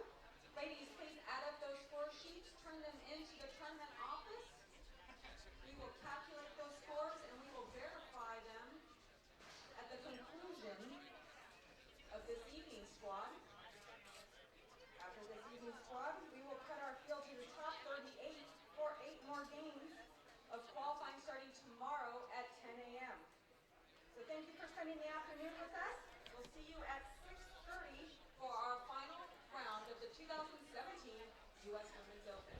There you heard Neil Milligan, Director of Operations, officially closing the A squad for round 3. B squad will open up at 6:30 p.m. Eastern, or excuse me, 6:30 p.m. Central, 7:30 p.m. Eastern, 6:30 Central, 7:30 Eastern. B squad will hit the lanes, the final 8 games of the first 3 rounds of qualifying. Then we'll know first cut, top 38 bowlers. Saw some players make some waves. Some will still be kind of cutting it close, and they'll be watching closer to the end at the very least to what happens here tonight with the B squad. We appreciate you tuning in. Big thanks to all of our viewers via social media and Facebook specifically, dropping some comments and some questions. If I missed yours, I apologize. I'm sorry. If I missed it on another social media network, I also apologize there as well. Didn't get a chance to check all of them. Want to thank Jody Wessner, who answered those questions I'm referencing. Want to thank my first guest, John Zerbinski, and also Anthony Simonson for joining me as well. We will talk to you in 1 hour or so, folks. You are watching the 2017 U.S. Women's Open for Jason Thomas, Aaron Smith, and Matt Canizaro, and our entire staff and crew. My name is Emil Williams Jr. See you on the other side, 1 hour away from now. You're watching Bowl TV on Extra Frame.